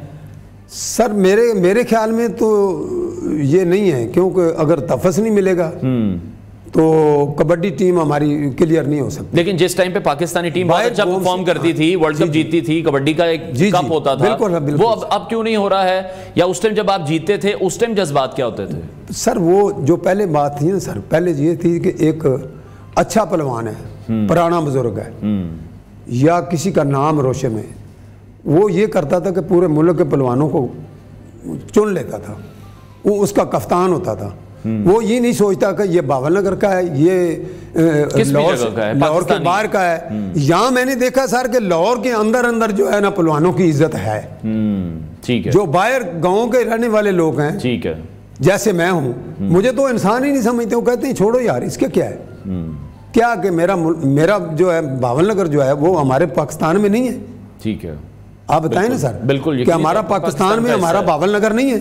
ठीक, हमारे बावल नगर के अच्छे अच्छे पहलवान कबड्डर हैं। लेकिन ये लोग आपका वो टाइम भूल गए हैं जब आप जीता करते थे, पाकिस्तान को इतनी अहम फतह दिलाते थे। जी बल्ले बल्ले, उस टाइम बल्ले बल्ले और 15,000 रुपया दे देना, चलो ठीक है, उस वक्त और चीज थी सर। आज तो लाखों को करोड़ों की बात है। लेकिन आप बताएं सर कि क्या करूं मैंने घर भेज दिया, यहाँ मैं लाहौर में बैठा हूँ। ठीक है, बात देखें ना सर, अभी लाहौर में मैं बैठा हूँ, इधर ही मुझे कोचिंग मिल जाती है, चलो मैंने ये सोचा चलो यार गुजारा होता है। ठीक है, लेकिन वो भी नहीं है। ये तो कोई तरीका नहीं है ना सर। मुल्क में खिलाड़ी की इज्जत होनी चाहिए। जैसे कि क्रिकेट को इन्होंने सर के ऊपर उठाया, वो हार भी जाए तो फिर उसको कहते हैं वेलकम, अगली बार जीत जाएगी। ठीक है, करोड़ों रुपया लगा दिया ना। बिल्कुल ऐसे आज मोहसिन नकवी साहब ने कभी सोचा है? और जैसे कि हम देखते हैं कि पाकिस्तान का रिवायती खेल है, पाकिस्तान की सकाफत में ये ऐड है। हाँ जी, आप देखें मोहसिन नकवी साहब सिर्फ क्या के वो जो मिनिस्टर हैं, वो तो पाकिस्तान क्रिकेट बोर्ड सर मेरी सिर्फ क्रिकेट बोर्ड को क्या ख्याल है को और किसी चीज का नहीं है। वो प्योरली वैसे क्रिकेट को देखो ना, वो भी तो मिनिस्टर तो है ना सर। बिल्कुल ऐसे। चलें, हमारी ये रिक्वेस्ट है उन तमाम आला ओहदेदारान से जिन्होंने आज का हमारा ये प्रोग्राम भी देखा है या कभी भी हमारा ये क्लिप देख लें, तो वो कोशिश ज़रूर ये करें कि हमारे जितने भी पुराने एथलीट्स हैं जो कि पाकिस्तान के लिए बहुत ज़्यादा फतह पाकिस्तान को दिला चुके हैं, पाकिस्तान का नाम इंटरनेशनल सतह पर रिप्रेजेंट कर चुके हैं, पाकिस्तान के नाम को रोशन कर चुके हैं, ख़ास तौर पर जो अभी हमारे साथ स्टूडियोज़ में मोहम्मद बूटा साहब मौजूद हैं, उनको बहुत मुश्किलात का सामना करना पड़ रहा है। और साथ ही साथ इनकी जितनी भी दादरसी है वो यकीनी तौर पर होनी चाहिए, इनके जितने भी मसाइल हैं वो यकीनी तौर पर हल होने चाहिए। मोहम्मद बूटा साहब हमारे साथ इन कॉन्वर्सेशन थे, आपका बहुत शुक्रिया। ब्रेक लेते हैं नाज़रीन, ब्रेक के बाद आपको दोबारा ज्वाइन करेंगे।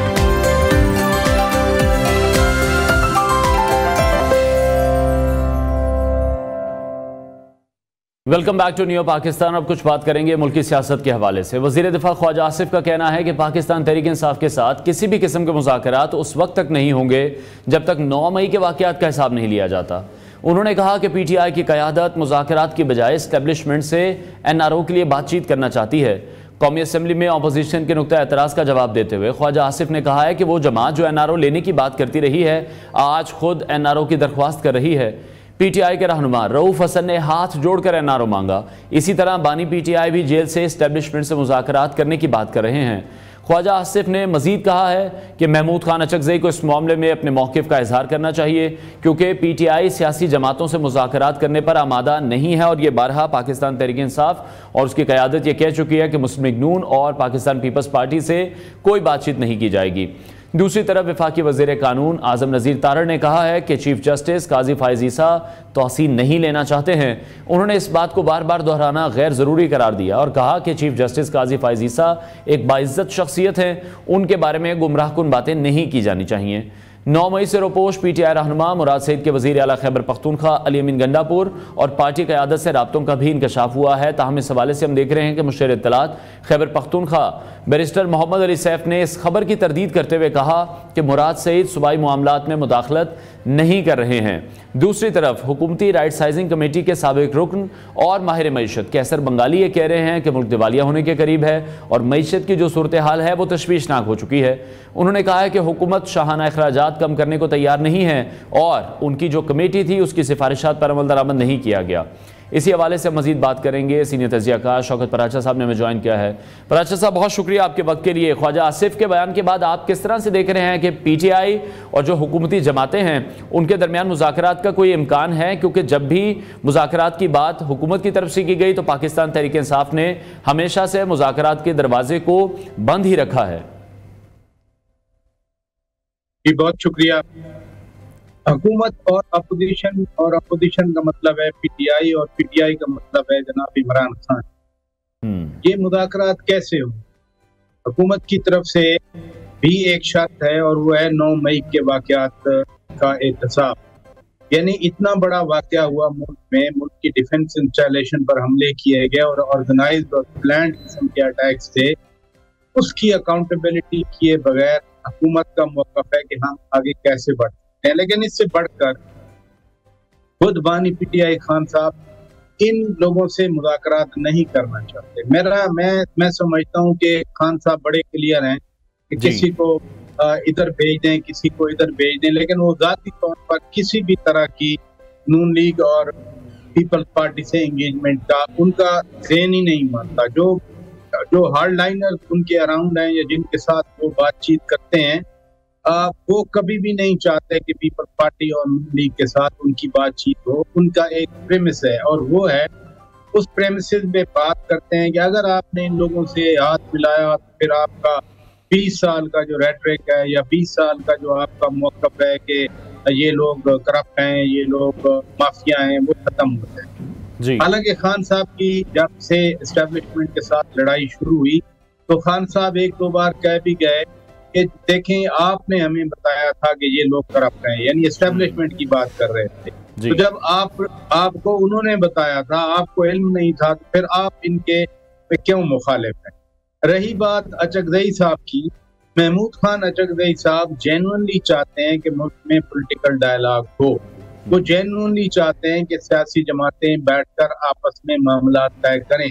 वो जेन्युइनली चाहते हैं कि मुल्क में कानून की, आइन की हुक्मरानी हो और जो आइनी हदूद व क़यूद लिखी गई हैं अख्तियार आइन में, जिसको जितना दिया गया है वो उसके मुताबिक चले। महमूद खान अचकज़ई पूरी तरह से चाहते हैं पूरे अपने पॉलिटिकल करियर में कि पार्लियामेंट सुप्रीम हो, लेकिन क्या खान साहब चाहते हैं? खान साहब अगर ये चाहते तो फिर खान साहब कल भी इंसिस्ट ना कर रहे होते कि हम तो उनसे बात करेंगे, क्योंकि ख्वाजा आसिफ का एक अहम बयान आप भूल गए। ख्वाजा आसिफ ने कल ही कहा कि जिस गोद में इन्होंने परवरिश पाई है वो गोद इनको बड़ी याद आती है। जिस तरह से इनको प्रमोट करके स्टेज पर लाया गया था, उस चीज से, नॉस्टैल्जिया से वो निकल नहीं रहे। ठीक है, लेकिन आपको लगता है कि महमूद खान अचकज़ई के नाम पर दोनों जो फरीक हैं वो रजामंद हो जाएंगे? अगर हम पाकिस्तान पीपल्स पार्टी की बात करें, मुस्लिम लीग नून की बात करें, पाकिस्तान तहरीक इंसाफ ने कहीं ना कहीं ये शायद ऑफर भी की थी कि महमूद खान अचकज़ई से बात कर सकती हैं हुकूमत। अभी तो ये दोनों जमातें हुकूमत में हैं। जब ये दोनों जमातें अपोजिशन में थी, मियां शहबाज शरीफ वजीर आज़म पाकिस्तान उस वक्त अपोजिशन लीडर थे, तो आपको याद है उन्होंने खुद असेंबली के फ्लोर पे एक तजवीज़ दी थी इंसाफ की मईशत करना चाहिए। इसी तरह chairman Peoples Party Bilawal Bhutto Zardari जब पिछली असेंबली थी 2018 वाली, वो एक मैच्योर सियासतदान के तौर पर सामने आया और उन्होंने भी ये बात की थी कि इमरान खान कदम बढ़ाओ, हम तुम्हारे साथ हैं। ये मुल्क में सिक्योरिटी के हवाले से, एंटी टेरर जो एफर्ट्स थी उनके हवाले से उन्होंने बात। तो अगर वो अपोजिशन में बैठकर भी डिस्पाइट द फैक्ट के पीपल्स पार्टी के खिलाफ एक विक्टिमाइजेशन थी, नून लीग के लोग जेलों में भेजे जा रहे थे, डिस्पाइट द फैक्ट के हुकूमती जमात जो पीटीआई थी वो बताते खुद इस लड़ाई को या टकराव को और बढ़ावा दे रही थी कि हम इनको किसी को नहीं रहने देंगे इस मुल्क में। इसके बावजूद भी अपोजिशन जो उस वक्त थी, जो बानी पीटीआई की वज़ारत उज़्मा के अपोजिशन बेंचेस पे थे, उन्होंने ऑफर की थी कि हम आपके साथ बातचीत के लिए, मुल्की मामलात के लिए, मुल्क की मईशत के लिए, मुल्क की सिक्योरिटी सलामती के लिए आपके साथ बैठने के लिए तैयार हैं। वो तो उस वक्त भी तैयार थे। आज तो वो हुकूमत में है और ये जमातें, इन्होंने 90 से सीखा है, इन्होंने जनरल परवेज मुशर्रफ की हुकूमत के साथ मिलकर स्ट्रगल किया, सीखा है, ये तो बैठने के लिए तैयार हैं। लेकिन जब एक आदमी जो जेल में भी हो, वो कन्विक्ट भी हो और वो कहे कि मैं तो इनसे बात ही नहीं करूंगा, मैं सिर्फ बात उधर करूंगा जो बाख्तियार हैं, तो वो फिर ये कैसे बात कर सकते हैं? ठीक है, लेकिन पराशर साहब आप किस तरह से देख रहे हैं इस वाक़े को? 9 मई के हम वाक़े की भी अगर बात करें, 16 महीने इस वाक़े को भी गुजर चुके हैं। 9 मई के वाक़यात का अब ख्वाजा आसिफ कह रहे हैं अगर हिसाब जब तक नहीं लिया जाएगा, पाकिस्तान तरीके हिसाब से बात नहीं होगी, तो फिर 9 मई का हिसाब आखिर लेना किसने है? हुकूमत तो इन्हीं की है। अगर ये चाहें तो कौन से ऐसे प्रूफ है जो इनके पास मौजूद नहीं है? वीडियोज़ मौजूद हैं, ऑडियो कॉल्स मौजूद हैं, तमाम प्लानिंग्स इन्होंने कहा कि हमारे पास तमाम सबूत मौजूद हैं। तो हुकूमत में होते हुए भी अगर वो ये कह रहे हैं कि 9 मई का हिसाब किसी और ने लेना है, तो फिर ये मामला कैसे ख़त्म होगा? ये बार बार मैं आपसे सवाल कर चुका हूं, पहले भी अपने प्रोग्राम में हम पहले इस पर बहुत बार बात कर चुके हैं, लेकिन जिस तरह से वक्त गुजरता जा रहा है, ये जो सवाल है, ये सवाल तो अपनी जगह पर कायम है कि 16 महीने बाद भी फैसला क्यों नहीं किया जा रहा। ये आपकी बात बिल्कुल दुरुस्त है, पहले की तरह कि इतना वक्त गुजर रहा है, लेकिन इस वक्त गुजरे हुए वक्त या गुजरते वक्त में ये मामला पेंडिंग क्यों है? तो ये गवर्नमेंट की कोर्ट में नहीं है, ये मामला कोर्ट की कोर्ट में पड़ा हुआ।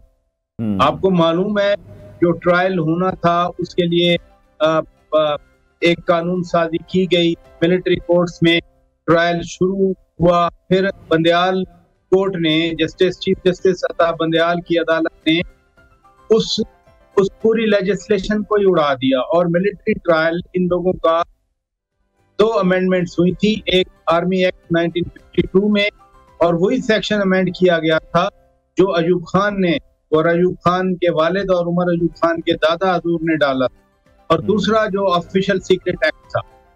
उन अमेंडमेंट्स को बंदयाल कोर्ट ने उड़ा दिया। फिर जब चीफ जस्टिस काजी फायद ईसा साहब की अदालत आई, यानी वो चीफ जस्टिस बने, हुकूमत ने और कुछ इदारों ने अपील की। अब हुआ ये कि वो लेजिस्लेशन जो है उसको उड़ाने के ऑर्डर के खिलाफ तो स्टे आ गया, और स्टे भी फिर मशरूत हुआ कि जी मिलिट्री कोर्ट्स इन लोगों के जो 102, 103 प्राइम सस्पेक्ट्स हैं जी, इनके खिलाफ आप ट्रायल तो जारी कर सकते हैं, लेकिन इनको सजा नहीं सुना सकते। तो ये प्लीज बी क्लियर कि ये मामला हुकूमत के पास पेंडिंग पड़ा, ये अदालत के पास पेंडिंग पड़ा। ठीक है अपराज साहब, आगे बढ़ते हैं। पीपल्स पार्टी और मुस्लिम लीग नून के दरमियान आप जो देख रहे हैं एक कोऑर्डिनेशन बनाई जा रही है, इसका असर पंजाब और मुल्क की जो सियासी सूरत हाल है उस पर पड़ेगा?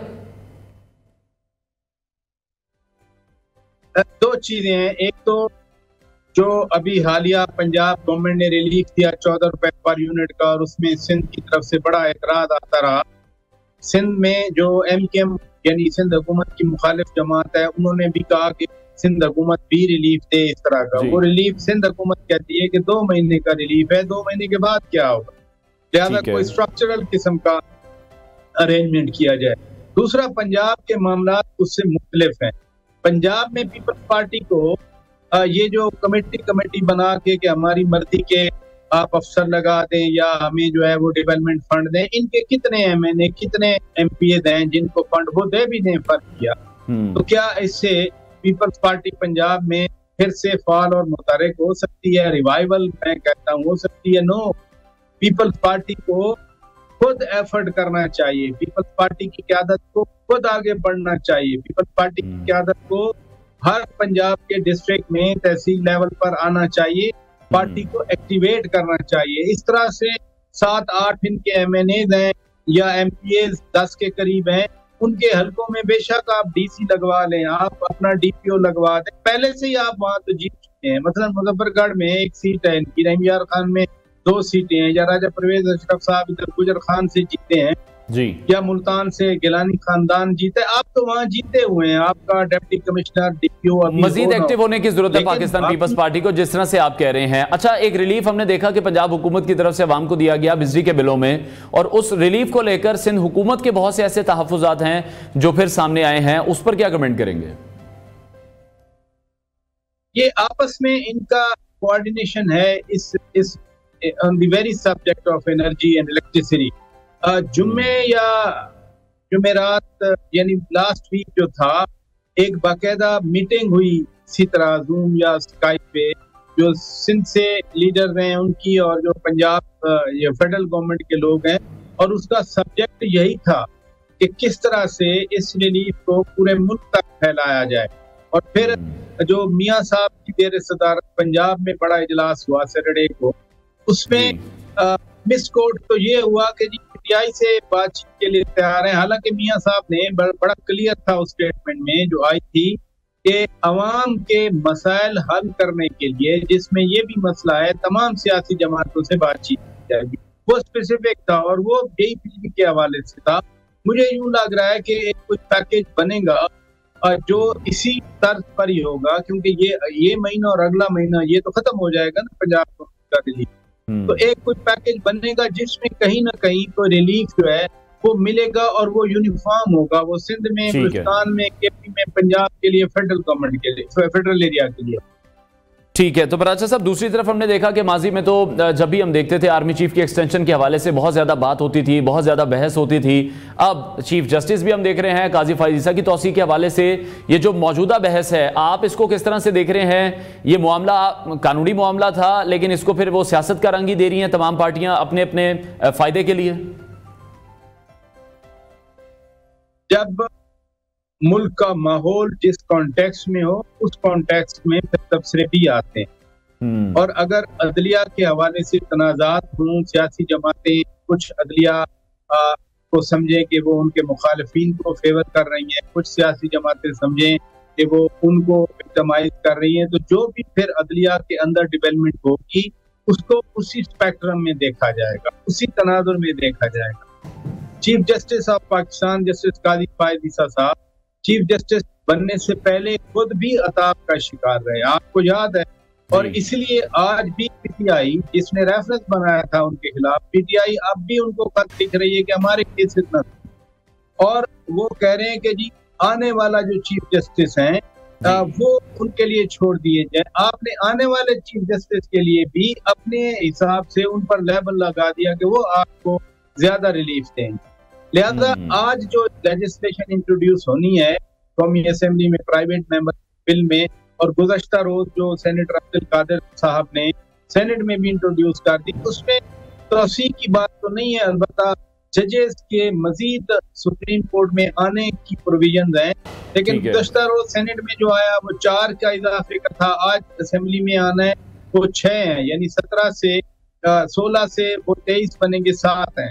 तो अब अगर वो सेनेट से पास होता है और इधर से कौमी असेंबली से पास होता है जी, तो फिर रिकंसिलिएशन होगी इसकी, ताकि एक नंबर हो जाए। हाँ, अगर 23 जजेस आ जाते हैं और ये हुकूमत अपनी मर्जी के जजेस भर्ती करवा लेती है, तो फिर जाहिर है इस हुकूमत को फायदा होगा ना, बेंच बड़ा हो जाएगा। और अगर कभी फुल बेंच में कोई चीज आती है तो फिर फुल बेंच अगर इनकी फेवर का होगा तो फिर इनको वो फेवरेबल लगेगा। मैं ये नहीं कहता कि जजेस आकर फेवर करेंगे, ये फेवरेबल लगेगा और यही पर्सपेक्टिव है।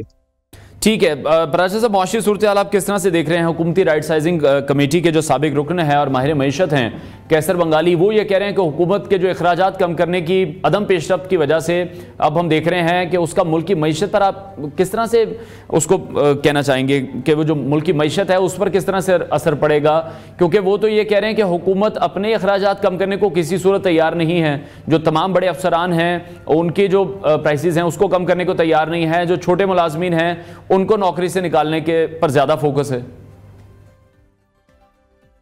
एक एग्जांपल है यूटिलिटी स्टोर्स कॉर्पोरेशन। जी बिल्कुल। अगर हुकूमत अपने हुक्म पर अमल दरामद कर नहीं सकती थी तो फैसला अनाउंस क्यों किया? और जितनी करप्शन यूटिलिटी स्टोर्स कॉर्पोरेशन है, गरीबों के नाम पे रिलीफ मिलता है 5 अरब 10 अरब रुपए, ये यूटिलिटी कॉर्पोरेशन वाले अवाम के सामने ये दुकानदारों को बेचते हैं और दुकानदार फिर पूरी प्राइस पे लोगों को बेचते हैं। इस इदारे का फायदा क्या? सेकेंडली, क्या हुकूमत का काम है तालीम बेचना? क्या हुकूमत का काम है जनाब वो क्या चीनी बेचना, सब्जी बेचना, बिस्किट बेचना? ये जितना प्रेशर यूटिलिटी स्टोर वालों ने डाला, क्या हुआ? कल उन्होंने कहा कि जो 5 अरब रमजान रिलीफ आएगा वो भी हमारे जरिए आएगा और 50 अरब रुपए जो सब्सिडी होगी वो भी मिलेगी।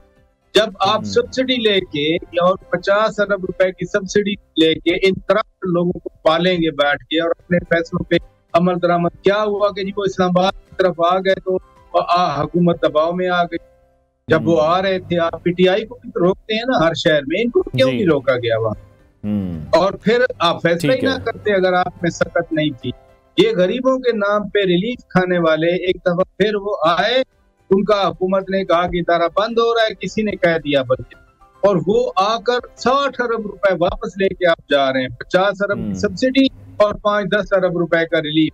तो हुकूमत में अगर इतनी सकत नहीं है तो फिर खामखा की अनाउंसमेंट क्यों? लेकिन पराचा साहब, हुकूमत एक तरफ हमें कहती दिखाई दे रही है कि इन्फ्लेशन कम हो रही है। जब हम मुआशी अशारिये देख रहे हैं, वजीर आजम शहबाज शरीफ कोट कर रहे हैं मूडीज की रेटिंग को कि उसमें अपग्रेडेशन हुई है पाकिस्तान को लेकर, उसको आप किस तरह से देख रहे हैं? वो जो एक रिलीफ है वो अभी तक आम आवाम तक तो हमें पहुंचता हुआ नहीं दिखाई दे रहा। बिजली के बिल कम नहीं हो रहे हैं, महंगाई हमें कहीं कम होती दिखाई नहीं दे रही है, वो हुकूमत के कागजात में शायद कहीं कम हो रही है। गरीबों से जाके पूछें, जो हम देख रहे हैं तमाम लोग हैं जो जॉब कर रहे हैं, उन पर जिस तरह से टैक्सेस लगाए गए हैं, मूडीज की रेटिंग जब अपने फायदे के लिए आती है तो उसको ऑन कर लेते हैं। यही मूडीज अगर कह दे कि हुकूमत नहीं चल रही मुस्लिम लीग नून से, या अक्टूबर नवंबर दिसंबर में हुकूमत जारी है, फिर उसको डिसोन भी कर देते हैं, बुरा भला भी कहते हैं। ये सही बात है, लेकिन मसला ये है कि महंगाई इतनी ज्यादा बढ़ी है। अगर पेट्रोल 160 से 280 हो गया और उसमें से 2 रातें पहले 1.86 रुपये का उसमें रियायत मिली, दाम हुआ, तो वो रियायत मिली तो है, चले 2 रुपए सही, लेकिन चूंकि वो क्वांटम इतना ज्यादा है महंगाई का, इसलिए वो फील नहीं होता। और इसमें कोई शक नहीं है कि इन्फ्लेशन जो है जब 30% आती थी, वो भी तो ब्यूरो ऑफ स्टैटिस्टिक्स के ही इंडिकेटर थे या उनकी कैलकुलेशन थी, और अब जो सिंगल डिजिट में आई है ये भी ब्यूरो ऑफ स्टैटिस्टिक्स के कैलकुलेशन है, उनके फिगर हैं। इनको तो हम ये नहीं कह सकते थे, पहले ठीक कह रहे थे जब 25%। बिल्कुल पराचा साहब, मैं बिल्कुल वही कह रहा हूं कि रेटिंग तो देखें पाकिस्तान को मिल गई। यकीनी तौर पर यही तमाम इदारे, जैसे कि आपने भी कहा, यही पहले बता रहे थे कि पाकिस्तान में महंगाई कितनी थी, अब कम भी हो रही है। सवाल यहां पर यह है कि वो जो महंगाई कम हो रही है उसका फायदा आवाम को नहीं मिल रहा है। पेट्रोल की प्राइसेस अगर कम भी हो रही हैं, लेकिन उसके बरक्स रोजमर्रा इस्तेमाल की जितनी भी चीजें हैं उनकी प्राइसेस जब बढ़ी थी वो आज भी वहीं पर खड़ी हैं या उससे भी ज्यादा बढ़ चुकी हैं। पेट्रोल की प्राइस से कोई प्राइस कंट्रोल कमेटी इस तरह की काम नहीं कर रही है कि वो मेक श्योर करे कि जब पेट्रोल की प्राइस कम हुई है तो बाकी चीजों की कीमत को नीचे लाया जाए। जब यह कहा जाता है कि फ्यूल की प्राइसेस बढ़ गई हैं तो अब चीजें महंगी होंगी, तो कम होने पर सस्ती भी तो करा के देना लोगों को। जो मूडीज वाला या ब्यूरो ऑफ स्टैटिस्टिक्स वाला मामला है, एक ब्रॉडर है। ये जो आप बात कर रहे हैं ये एनफोर्समेंट का मसला है। मसलन किराए भी कम होने चाहिए। अगर 2 रुपए भी डीजल 4 रुपए कम हुआ है तो बसों के किराए कम होने चाहिए, ये एनफोर्समेंट है। लेकिन एनफोर्समेंट में फुकदान है। जिस रात पेट्रोल या डीजल बढ़ता है किराए फौरन ही बढ़ा दिए जाते हैं। बाहर एक सादा कागज पे लिखा होता है कि डीजल बढ़ गया तो किराया बढ़ गया। ये अवाम का मसला है, अवाम की ट्रांसपोर्ट का मसला है, मूवमेंट का मसला है। लेकिन ये उस मोडीज को हम इसमें कंपैटिबिलिटी में नहीं ला सकते, क्योंकि ये तो एनफोर्समेंट की प्रॉब्लम है। वो जो एनफोर्समेंट की एजेंसी हैं, डिस्ट्रिक्ट मजिस्ट्रेट है, असिस्टेंट कमिश्नर है, डिप्टी कमिश्नर है, वो एक्ट करें। ये फुकदान है और ये बहुत बड़ा फुकदान है। फूड कमेटी की आपने बात की, वो भी तो एनफोर्समेंट का प्रॉब्लम है। आप महंगी चीजें छोड़ें, जो गंदी चीजें खिलाई जाती, मरी हुई मुर्गियां खिलाई जाती हैं, या आप देखते हैं दूध में दही में कितनी मिलावट है, ये सारा इन्फोर्समेंट का प्रॉब्लम है। इन्फोर्समेंट तो ये स्ट्रक्चर ऐसा बन गया। अभी मैं यूटिलिटी स्टोर की बात कर रहा था कि जब करप्ट लोगों को प्रोटेक्शन मिलेगी तो फिर उसका यही सूरत हाल होगी जो हमारे सामने। ठीक है, बहुत शुक्रिया सीनियर तजिया का। शौकत पराचा साहब हमारे साथ इन कॉन्वर्सेशन थे। नाज़रीन ब्रेक लेते हैं, ब्रेक के बाद आपको दोबारा ज्वाइन करेंगे।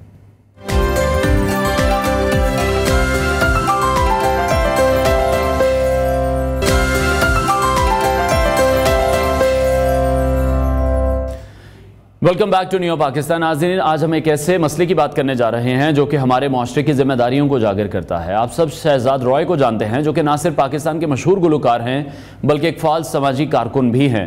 उन्होंने हमेशा माशरती मसाइल को हल करने के लिए अपनी आवाज़ बुलंद की है और आज वो एक बार फिर से हमारे सामने एक बहुत इंपॉर्टेंट मैसेज लेकर आए हैं। हाल ही में शहजाद रॉय ने अपने इंस्टाग्राम अकाउंट पर एक वीडियो शेयर की है जो कि इस वक्त आप न्यू की स्क्रीन पर मुलाहिजा भी कर रहे हैं, जिसमें वो और कुछ स्कूल की बच्चियां हैं जो उनके साथ खड़ी हैं और वो आपको हाथ जोड़े हुए नजर आ रही हैं। ये वीडियो ना सिर्फ दिल को छू लेने वाली है बल्कि कहां मसले की तरफ हमारी तवज्जो भी मबजूल कराती है। इस वीडियो में शहजाद रॉय ने कराची के एक इलाके में एक स्कूल के इर्द गिर्द की सफाई की नाकिस हालत पर बात की है। शहजाद रॉय ने वीडियो में स्कूल की पुरानी हालत और अब की बेहतर हालत को भी दिखाया है। जहां पहले चरसियों और कब्जा माफिया का राज था, वहां अब स्कूल की बच्चियां तालीम हासिल कर रही हैं, जो कि बहुत खुशाइन बात है। उनका कहना था कि स्कूल की 3000 बच्चियां अहले मोहल्ला से ये गुजारिश कर रही हैं कि वो स्कूल में कचरा ना फेंकें।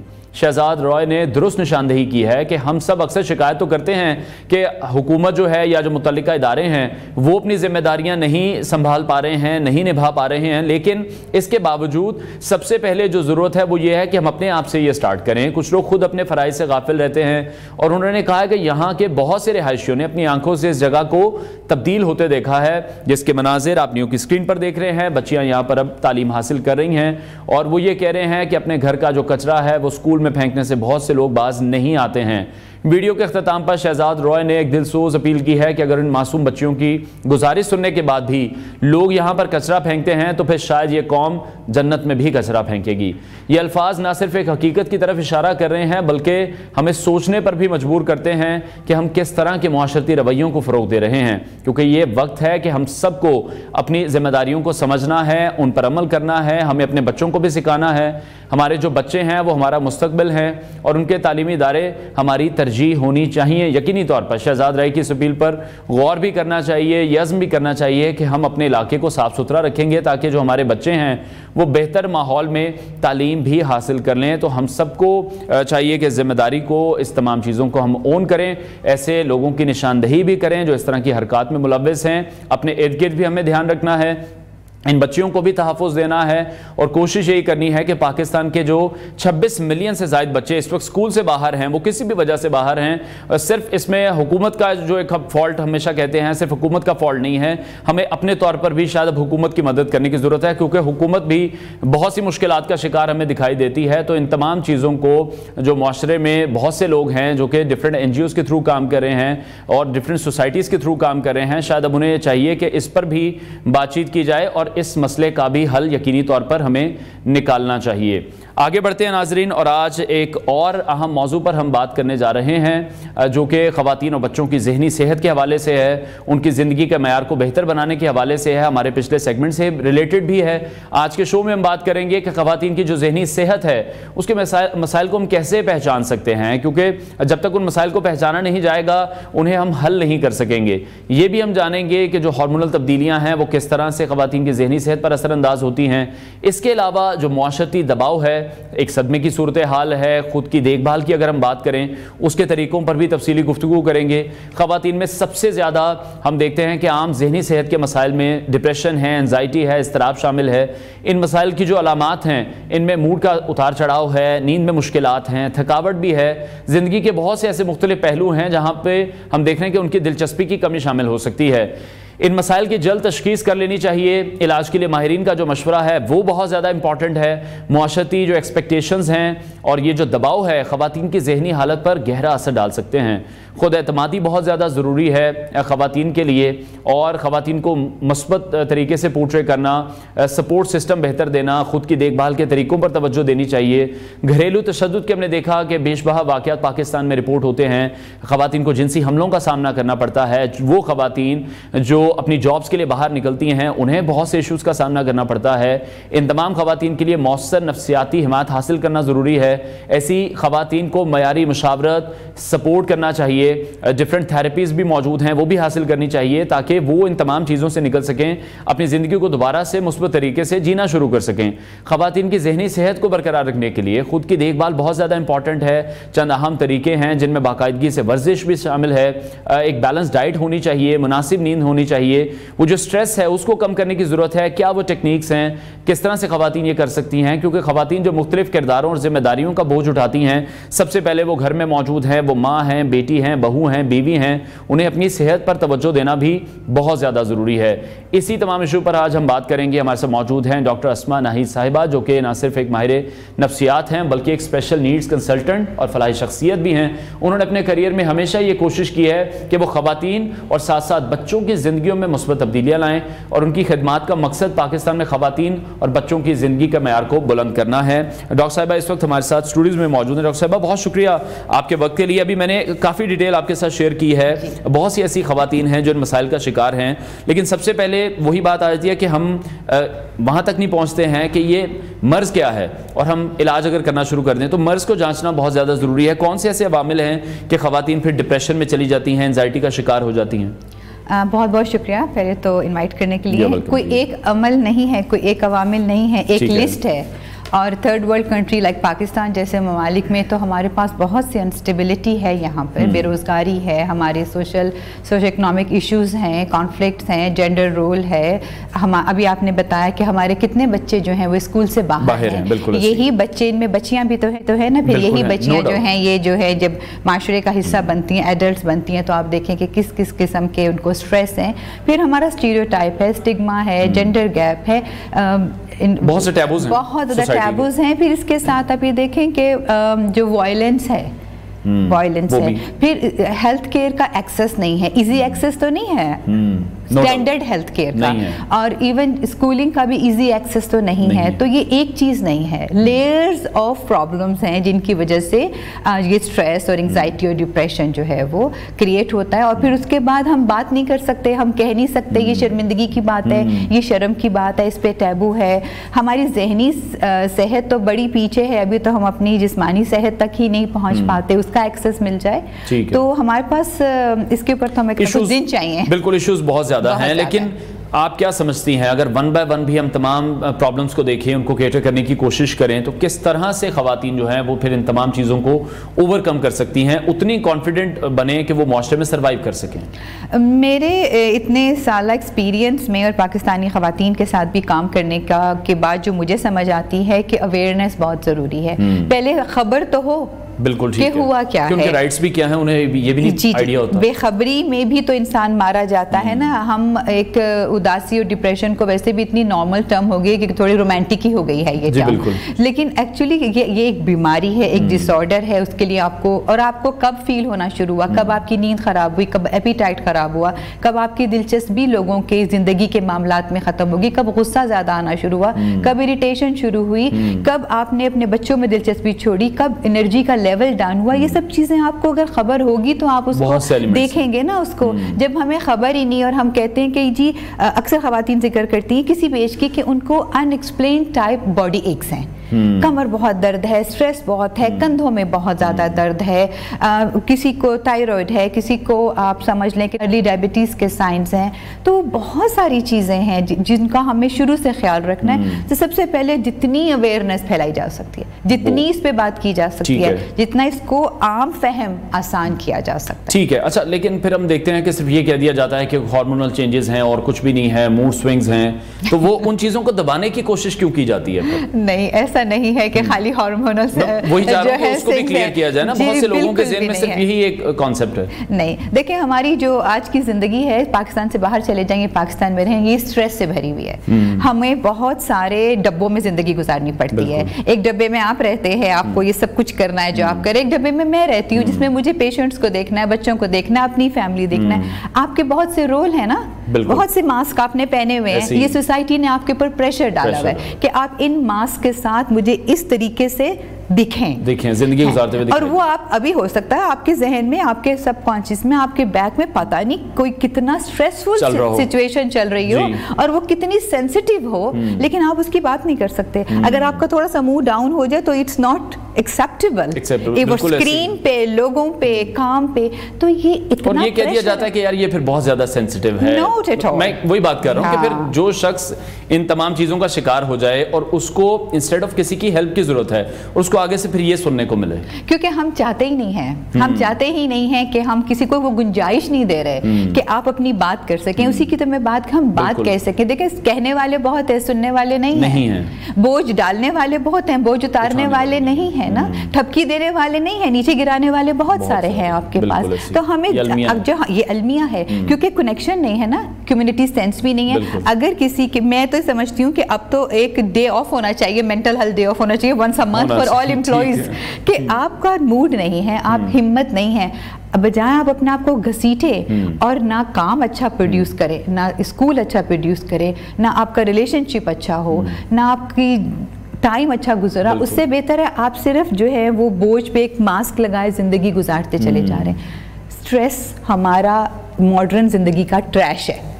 और बाकी गंदगी अभी हमने शहजाद रॉय की रिपोर्ट देखी, वीडियो में भी देखी है, एक ट्रैश तो बाहर है ना, एक मॉडर्न जिंदगी का ट्रैश सारा यहाँ और यहाँ जमा हो रहा है। ठीक है, अच्छा डॉक्टर साहिबा, तो फिर आप किस तरह से समझती हैं ग्रास रूट लेवल से काम होना चाहिए? जैसे आप बच्चों के साथ भी काम कर रही हैं, उनकी भी नफ्सियात के हवाले से आप देख रही हैं, तो अगर स्कूल्स में फिर हमें कुछ करना चाहिए? जैसे कि बाहर के ममालिक में हमने देखा है कि हर चीज़ पढ़ाई जाती है, हर चीज़ बताई जाती है, हमारे यहाँ कॉलेजेस यूनिवर्सिटी से भी पास आउट हो जाते हैं, पर ये अवेयरनेस नहीं है किसी के पास। जी, इत्तेफाक की बात है कि मैं एजुकेशनल साइकोलॉजिस्ट हूँ एक्चुअली, तो मेरा काम जो है ना वो सीखने और सिखाने को आसान बनाना है। ठीक है। तो बाकी सारी दुनिया में इवन करिकुलम जो है ना वो it should be design by educational psychologist. आपने क्या पढ़ाना है वो भी आप माहिर नफ्सियात से कैसे पढ़ाना है, किसको पढ़ाना है और कब पढ़ाना है और कब नहीं पढ़ाना।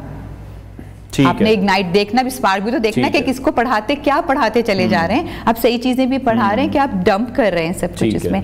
स्कूल काउंसलिंग, स्कूल साइकोलॉजिस्ट, तो ये तो यहाँ पर सुना ही नहीं कभी। हम तो कंपेन कर रहे हैं इसके ऊपर। अब हो रहा है, अच्छी बात है, मैं उसके अप्रिशिएट कर रहा हूँ, लेकिन मैं वैसे ही बता रहा हूँ कि पाकिस्तान के कितने शहरों में या कितने स्कूलों में हो रहा है? गिनती के कुछ स्कूल होंगे, बहुत कम हो रहा है। इस पे तो बड़े मैथ लेवल पे बात होनी चाहिए, हम कर भी रहे हैं, जहाँ जाते हैं बात करते हैं कि एक स्कूल काउंसलर, एक स्कूल साइकोलॉजिस्ट, एक एजुकेशनल साइकोलॉजिस्ट आपको हर स्कूल में रखे। देखिए, आप से उनके राइट्स भी पता होने चाहिए, उन्हें पता है किससे क्या बात करनी है, कितनी करनी है, वो किसी डिप्रेशन में है, वो अपने फैमिली पर्सन के पास नहीं जा सकते हैं, तो फिर किससे उन्हें बात करनी है? क्योंकि फैमिली में भी हमने देखा उस तरह से एक्सेप्टेंस नहीं है फिर बच्चों को लेकर कि वो बच्चों के, अगर बच्चों से कोई गलती हो गई है, बच्चे भी डरते रहते हैं, फैमिली ने मजीद डरा के रखा हुआ है उन गलतियों की वजह से, क्योंकि हम ये गैप फिल नहीं हो पा रहा, बहुत ज्यादा गैप है। इसलिए मैंने जैसे कहा सुनाने वाले बहुत हैं, सुनने वाला नहीं है। अगर आप किसी को सेफ स्पेस दें, किसी को कोई ऐसी पर्सनैलिटी जिसको आप जाके कहें, होता है ना खानदान में कभी कोई दादी नानी खाला फूफी कोई एक होती है,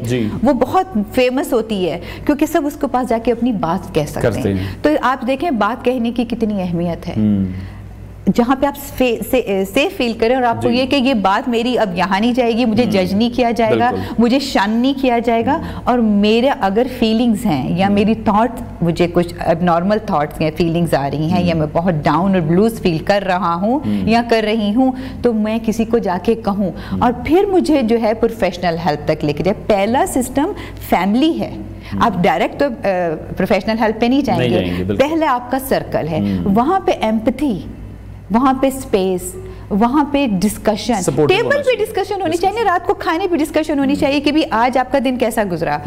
आप अपने स्ट्रेस जो इंडिकेटर्स हैं उनके पर बात करें, जो आपके स्ट्रेसर्स हैं उन पे बात करें कि आज मेरा दिन बहुत बुरा गुजरा, मुझे बहुत गुस्सा आया हुआ था। तो जो सुनने वाला है वो ये ना कि उसने गुस्सा दिलाया, नहीं, वो ये बात करे कि लेट्स सी कि व्हाट इज द कॉपिंग मैकेनिज्म, इस गुस्से को जो कि मैं भी देख रही हूँ रोज बरोज तुम्हारे अंदर भर रहा है, वो किस स्ट्रेस की वजह से, सोसाइटी कौन से स्ट्रेसर डाल रही है, और हम उसके साथ अपनी छोटी सी टूल किट, हम मेकअप करते हैं ना, हम सब करते हैं, तो हमारा छोटा सा टूल बॉक्स होता है मेकअप का, मेकअप किट होती है, एक टूल बॉक्स होना चाहिए आपकी मेंटल हेल्थ, अपने स्ट्रेस रिलीज करने का भी। लेकिन यहाँ पर तो हम देख रहे हैं कि डोमेस्टिक वायलेंस का शिकार हैं खवातीन और बात नहीं करती हैं, वो अपना घर बचाने में लगी रहती हैं, वालिदैन फिर ये कहकर भेजते हैं घर से कि वहाँ से तो जनाजा उठ के आना चाहिए। ये एक बड़ा गलत कॉन्सेप्ट है और जी जनरेशनल ट्रॉमा है ये आज का तो नहीं है, हमने तो अपनी नानी दादियाँ, तो वो तो हमारे जीन्स में है, हमें बड़ा मुश्किल है उसको उसके साथ खड़े होकर उसके बारे में एक नई सोच सोचना, आउट ऑफ द बॉक्स सोचना तो हमेशा मुश्किल होता है, और जो लोग ये सोचते हैं वो उनको हमेशा सजा भी मिलती है कि आपने क्यों ऐसी बात सोची। लेकिन देखिए जब क्यों डरती हैं औरतें ये बात करने से, क्योंकि उनको पता है कि वो बाहर जाएंगी और दूसरा जो उनकी बात सुनेगा, इवन वो माँ हो या बाप हो, वो कहेगा तुम्हारी गलती है। जब हम ब्लेम गेम करेंगे, क्यों? क्योंकि आपको छतर छाया चाहिए ना, आपको उस घर में रहना है जहाँ पे आपके जो फाइनेंस भी कंप्लीट हो, आपकी इज्जत भी रहे, क्योंकि जाहिर है आप शौहर के साथ हैं तो इज्जत है, आपकी तलाक हो गई, सेपरेशन होगी तो इज्जत खत्म हो जाती है ना।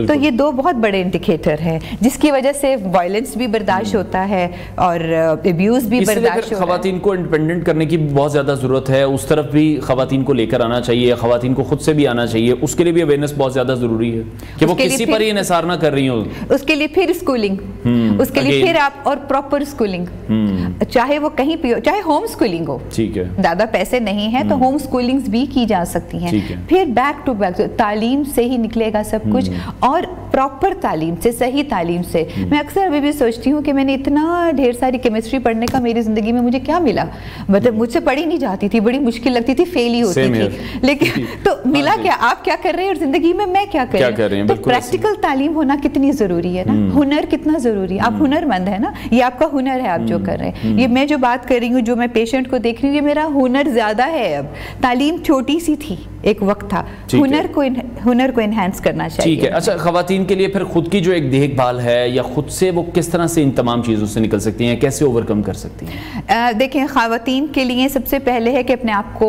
समझना, देखना, अपनी पर्सनैलिटी अंडरस्टैंड करना बहुत ज़रूरी है। आपका शॉपिंग आपको फिल इन नहीं कर सकती, वो थोड़ी देर के लिए करेगी, उसके बाद वो आपको वापस डिप्रेशन में लेके जाएगी। आपकी डाइट क्या है, आपकी स्लीप कैसी है, आपका थॉट पैटर्न कैसा है। देखिए, हम जितना डिप्रेशन में और नेगेटिव थॉट्स में जाते हैं, अपने थॉट प्रोसेस की वजह से जाते हैं। हम कैसे सोचते हैं और कैसे रिएक्ट करते हैं, हम तीन चीज़ों का मुरक्का है। हमारे इमोशंस है, हमारी थॉट है, फिर हमारा बिहेवियर है, और ये इन चीज़ों से मिलता है, ये साइकिल बनता है। अब इस साइकिल में आपकी कहाँ कमियाँ कमजोरियाँ हैं, हम खुद बैठ के देखेंगे। फिर अब इतनी ज़्यादा मेंटल हेल्थ पे बात होने लग गई है, इतनी बहुत सी एप्स अवेलेबल हैं। अब ऑनलाइन जो है वो साइकोलॉजिकल सपोर्ट, हेल्पलेसमेंट है, कोचिंग अवेलेबल होने लगी है। आपस में बात करें, ग्रुप में बात करें, जहाँ काम करते हैं, जहाँ पढ़ते हैं, जो काम नहीं भी करते हैं, जो घरों में बात करते हैं, पार्क में बैठ के बात करें, टेबल पे बात करें, अपने मियाँ से बात करें, अपनी अम्मी से बात करें, उनकी बात सुने, लेकिन बात करें, बात करनी जरूरी है। ठीक है, बहुत शुक्रिया माहिर नफ्सियात डॉक्टर अस्मा नाहिद साहिबा हमारे साथ इन कॉन्वर्सेशन थी। नाज़रीन, ब्रेक लेते हैं, ब्रेक के बाद आपको दोबारा ज्वाइन करेंगे।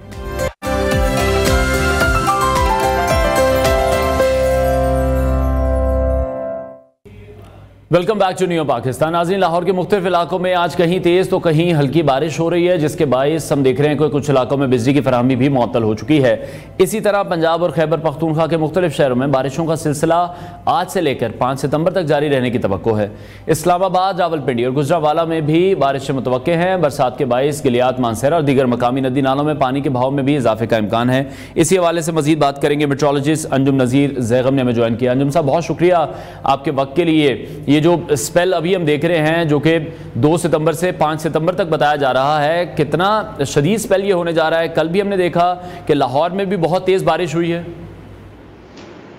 जी देखिए, ये स्पेल जो है, जैसा आपने बताया कि 5 सितंबर तक मुल्क के मुख्तलिफ इलाकों में जारी रहेगा, और कल के रोज़ भी लाहौर वालों ने एक अच्छी बारिश देखी। इसके साथ साथ जो नॉर्थ ईस्ट पंजाब है, सियालकोट, नारोवाल, यहाँ पर भी बहुत अच्छा स्पेल रहा। इसके साथ साथ जो है वो KPK में, और उसके साथ साथ सदरन पंजाब में भी, DG खान में भी बहुत अच्छी बारिश हुई, जिसकी वजह से जो कोई सलमान से आने वाले नदी नाले हैं उसमें तुग़यानी देखी गई। ये सिलसिला वक्फे से 5 तारीख तक रहेगा। इस दौरान जो है मज़ीद बारिश के इम्कानात है। स्पेशली आज साउथ पंजाब और ईस्टर्न पंजाब के जो अजला हैं वहाँ पर अच्छे रेनी स्पेल देखने को मिलेंगे, जिसकी वजह से जो है वो सूरत हाल जो है वो मज़ीद ख़राब हो सकती है। नदी नाले बिखरे रहेंगे, और आपके जो लो लाइंग एरिया है वहाँ पर अर्बन फ्लडिंग का खदशा भी रहेगा। ताहम इसके साथ साथ जब यही बारिश जो है वो पहाड़ी इलाकों में, जैसे कि नारन पंजाब या KPK में होगी, तो वहाँ पर लैंडस्लाइड का ख़तरा भी रहेगा। ठीक है, तो अंजुम साहब, आप किस तरह से देख रहे हैं, ये लास्ट स्पेल होगा मॉनसून का, या इसके बाद भी कुछ स्पेल एक्सपेक्टेड हैं? क्योंकि जिस तरह से आप भी बता रहे हैं कि स्पेल में भी अभी भी हमने पहले भी देखा कि जब से बारिशों का सिलसिला जून से स्टार्ट हुआ है, बहुत ज़्यादा नुकसान हुआ है। बलूचिस्तान में ही 34 लोग अपनी जान से हाथ धो बैठे हैं। जी देखें, जैसा हमने अपनी सीजनल फोरकास्ट में बताया था कि सेकंड हाफ ऑफ जो मॉनसून होगा वो ज़्यादा विगरस होगा। तो इस वक्त हम सेकंड हाफ ऑफ मॉनसून में हैं, और हम देख रहे हैं कि फर्स्ट हाफ की निस्बत सेकंड हाफ जो है वो ज़्यादा काम ख़राब कर रहा है। उसमें बारिशें जो हैं वो ज़्यादा मौसलाधार हैं। तो इस बात की तवक्को है कि अब इस स्पेल के बाद एक स्पेल और जो है वो मुल्क में मॉनसून का आ सकता है। ठीक है, और इस वक्त दरियाओं की सूरत हाल, या अगर हम अपने डैम्स की सूरत हाल की बात करें, तो उसमें पानी की स्टोरेज के हवाले से अभी कितनी गुंजाइश मौजूद है? जी देखिए, हमारे अल्हम्दुलिल्लाह तमाम डैम जो हैं वो इस वक्त अपनी जो है मैक्सिमम कैपेसिटी लेवल तक पहुंच चुके हैं, और वक्तन फवक्तन जो है वो स्पिल वेज भी खोले जा रहे हैं ताकि डैम का लेवल बरकरार रखा जाए। तो लिहाजा अब जो भी बारिश होगी वो दरियाओं में ही आएगी, क्योंकि अब हमारे डैम्स तकरीबन कम्प्लीटली फिल हो चुके हुए हैं। ठीक है, यानी आप ये बता रहे हैं कि अभी एक और स्पेल भी एक्सपेक्टेड है, और वो भी इतना ही शदीद हो सकता है। जी तवक्को की जा सकती है उसकी भी।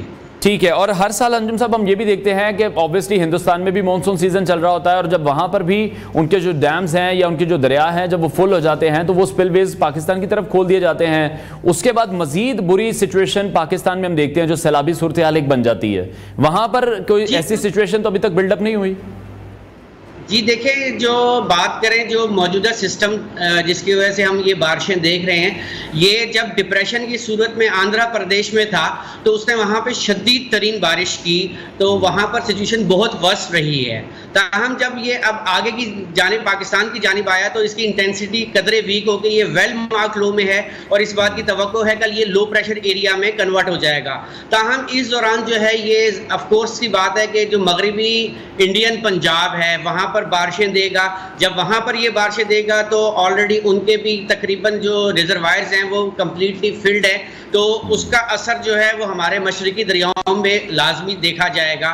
इस दौरान इस बात को मैं आपको क्लियर करता चला जाऊं कि जो पाकिस्तान मेट्रोलॉजिकल डिपार्टमेंट का फ्लड फोरकास्टिंग डिवीजन है वो इंडिया के साथ जो है वो कम्प्लीटली लाइजनिंग में है। जब वो पानी छोड़ते हैं तो वो वेल बिफोर जो है हमें बता देते हैं, तो उस हिसाब से जो FFD है वो अपनी फर्दर फोरकास्ट जो है वो डेवलप करता है। ठीक है। और अगर हम नॉर्दर्न एरियाज की बात करें तो वो टूरिस्ट जो नॉर्दर्न एरिया का सफर करना चाह रहे हैं उनके लिए कोई एडवाइजरी? जी देखिए, ये अगले 2 दिन जो हैं यानी कि 3 से लेकर 5 तारीख तक ऑफ कोर्स की बात है कि नॉर्दर्न एरियाज में भी बारिश के अच्छे स्पेल्स रहेंगे। इस दौरान जब बारिश होती है तो लैंडस्लाइड का खदशा जो है वो बढ़ जाता है। तो जैसा कि PMD की प्रीवियस एडवाइजरी में इस बात को बता दिया गया था और वही बात मैं रिपीट करूंगा कि जो सयाह हैं जो इन इलाकों में जा रहे हैं वो इस बात का ख्याल रखें और एडवाइजरीज को और जो करंट सिचुएशन है वेदर की उसको देख कर जाएं, क्योंकि लैंडस्लाइड का खदशा स्टिल मौजूद है। ठीक है, बहुत शुक्रिया। मेट्रोलॉजिस्ट अंजुम नज़ीर ज़ैगम साहब हमारे साथ इन कॉन्वर्सेशन थे। नाज़रीन, प्रोग्राम का वक्त खत्म हुआ, इंशाल्लाह कल फिर आपसे मुलाकात करेंगे। अपना बहुत सारा ख्याल रखिए, इजाज़त दीजिए।